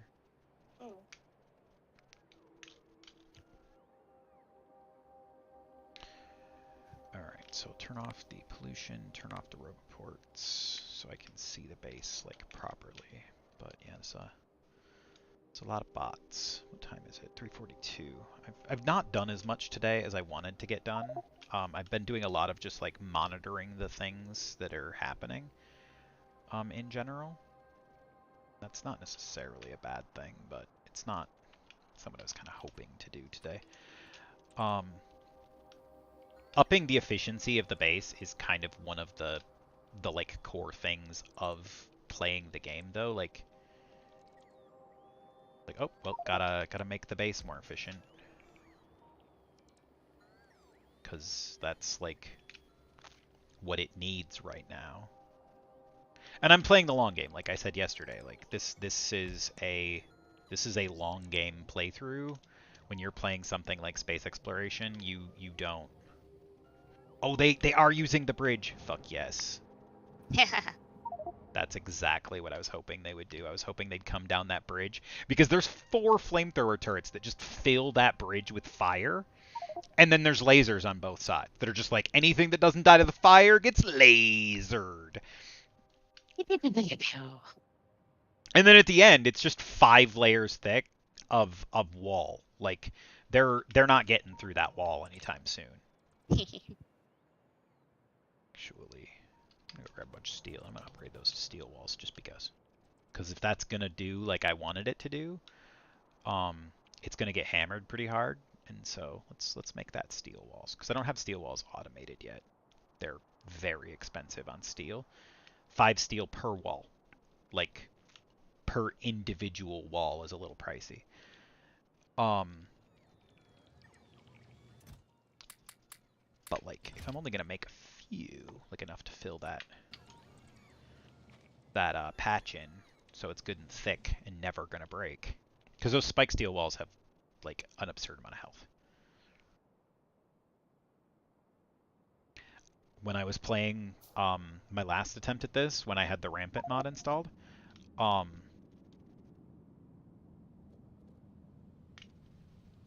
the rampant has those regenerative walls that like make everything around them self-heal for a moment after they take damage. The spike between the spike steel walls and those, like I made invincible walls. Oh. Like the biters just couldn't damage them faster than they self-healed.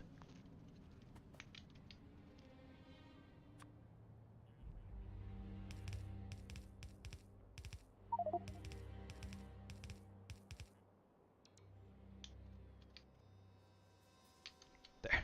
Let's just make that stupidly thick. It is, let's see, 1, 2, 3, 4, 5, 6, 7, 8, 9, 10, 11, 12, 13 layers thick. At 1,000 hit points per wall.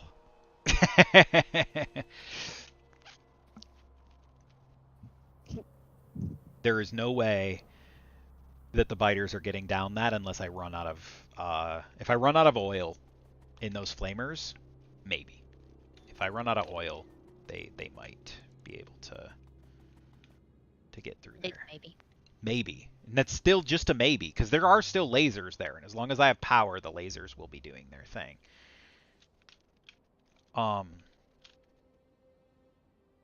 Okay, so I do need to set up...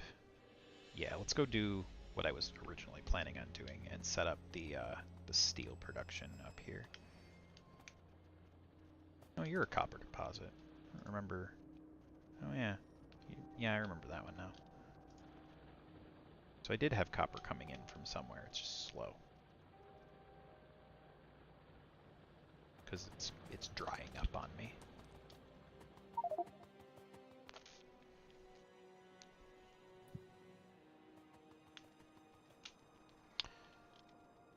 Yeah, it's fine, though. Yeah, it's fine. It's fine.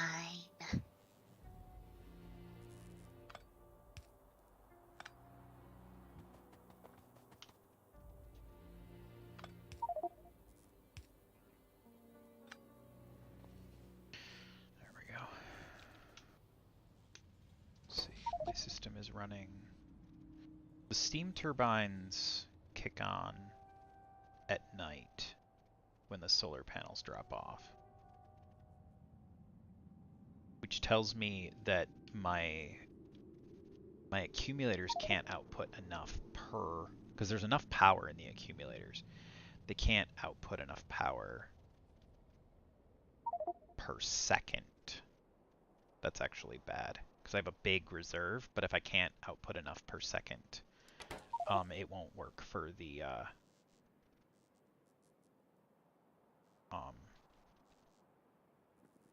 fuck.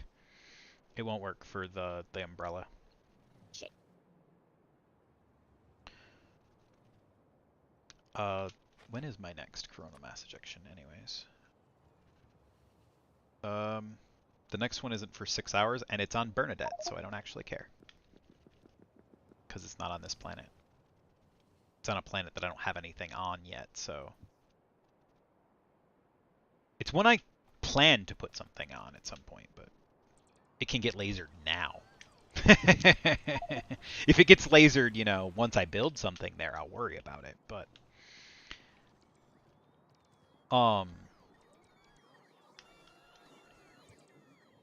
Okay.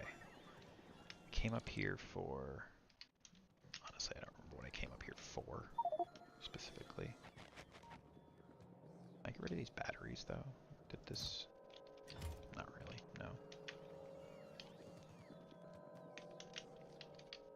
Get rid of some of them, at least. Let's go down here. I got some iron ore I want to dump.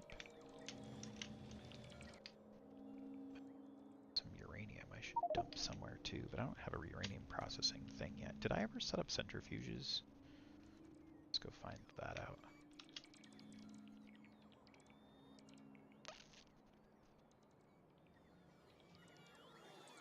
The easy way to find that out is just to bring up my logistics network and search for them.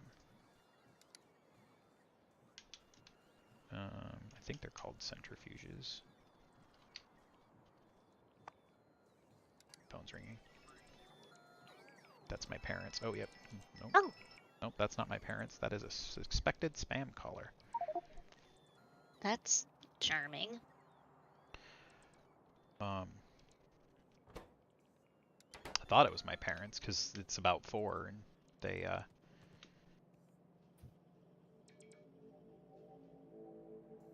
it's 10 minutes to 4, so they should be here soon-ish. Alright, yeah, what are those called?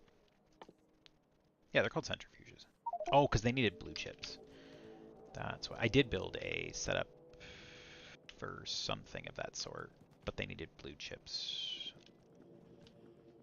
No, I didn't. I didn't do that because I was going to, and then I saw they needed blue chips. I made this really basic RTG production thing here because that's a thing. I have a single uranium processing setup over here. It has made me a small amount of uranium. Yay. Alright, so I need to get blue chips going. Okay, so blue chips are on the to-do list. I think they need to go under more steel, but they need to be put on the to-do list, definitely. And then I need centrifuges in the mall. And then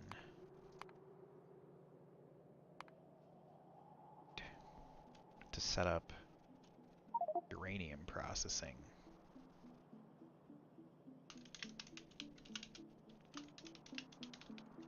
Because I'm going to need uranium processing anyways, because I know that radiation data is one of the sciences that I need to build eventually. Then I'll move uranium processing. Actually, we'll leave that one at the end for now, because I don't need it right at the moment. I do want to get the centrifuges in them all, though, so that they can start building. And blue chips is higher priority than most of that. I just need a lot of steel for a lot of things at the moment, so I should probably get the steel setup going. Alright, let's go build a smelting array over here that can handle like a big volume. I think I want to set it up so it can bring in like 3 or 4 trains of ore at a time. Alright, this one has a pipe going through it that I don't want to fuck with. Where was the blank one I was going to use? That one? Is that one? That one has the core seam, but isn't the big deal. Oh, that's where it needed cliff explosives, is to seal up a core seam. Now I understand.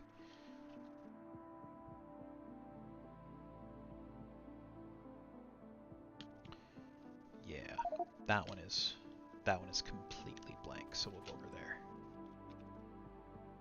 And nothing there. It's gonna be pissed at me. Not that one. Oh no. Hmm? I said, oh no. Why did you say oh no? Wait, which one was I looking at? No, I can't remember which one I was looking Said at. someone's gonna be pissed at you, that's all. Oh, no, I said no one's going to be pissed at me. No one. Okay. This one.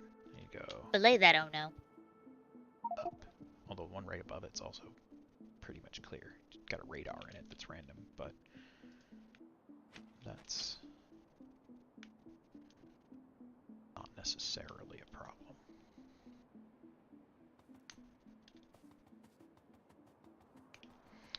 Okay, so I do need to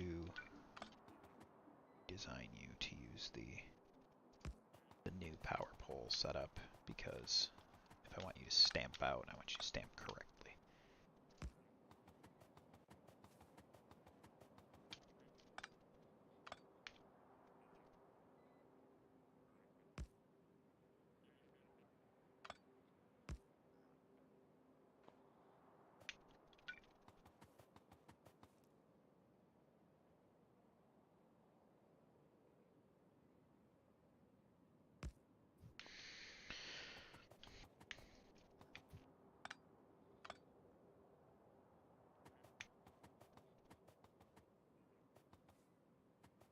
Okay, and then, so to do this, I think what I want to do actually, because I want to set this up to be able to bring in a lot of iron at once, and bring out a lot of steel, in theory.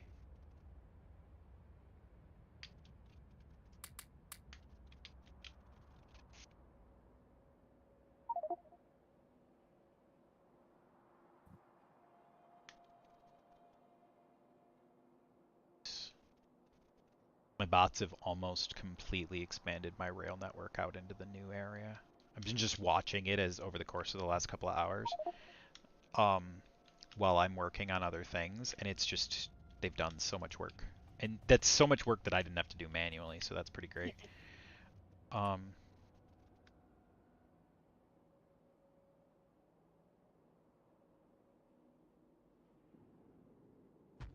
see, can I do something completely nutty? It's not really completely nutty, but it's a little bit nutty.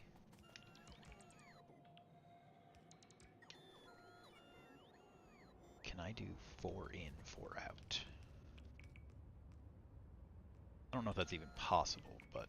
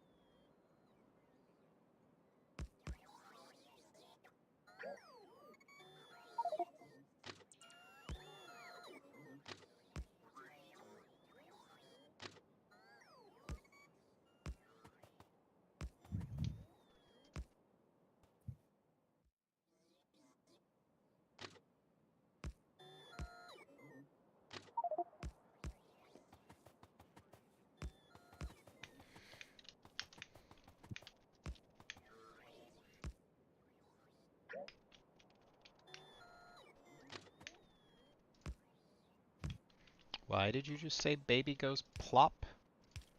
Did you see the video? No. It's adorable.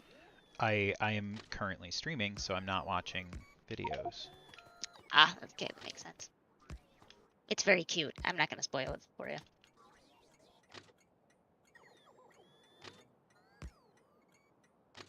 It's just all right, there we go. Bots are starting to actually get some stuff done up in here.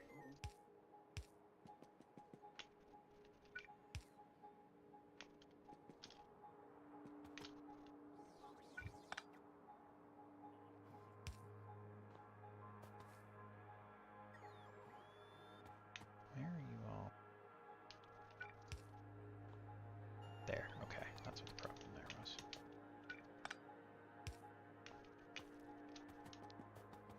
Missing one of my signals.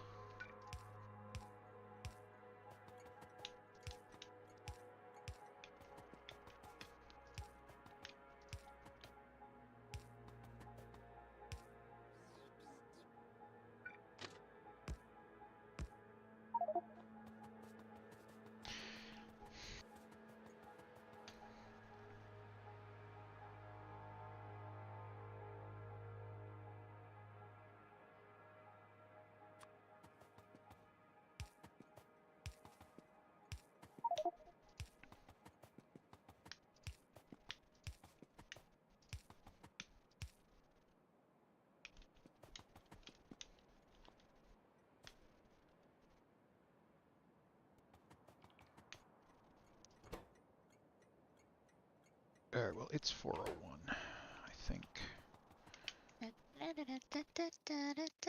If anyone is still watching, it's 4 o'clock. It is time for me to end for the afternoon. I'll be back on in a few hours after my parents are done visiting and I've had like a proper meal and such. I don't know what I'm going to be doing later. Depends very much on what my friends want to do. Because if they just want to hang out, I'll probably be playing Factorio. If we're playing a game together, I'll be streaming whatever that is. Potentially Power Wash Simulator. No, not Power Wash Simulator. Viscera Cleanup Viscera. Detail. We might be playing Viscera Cleanup Detail tonight. Then again, what's the difference? The blood. Oh, okay. What if Viscera Cleanup Detail has a lot more viscera. There's not really any viscera in Power Wash Simulator. Well, if you had Power Wash Simulator with modded, then you had to power wash a haunted house. Then you're just playing Viscera Cleanup Detail. Anyways, What? pasta lovers.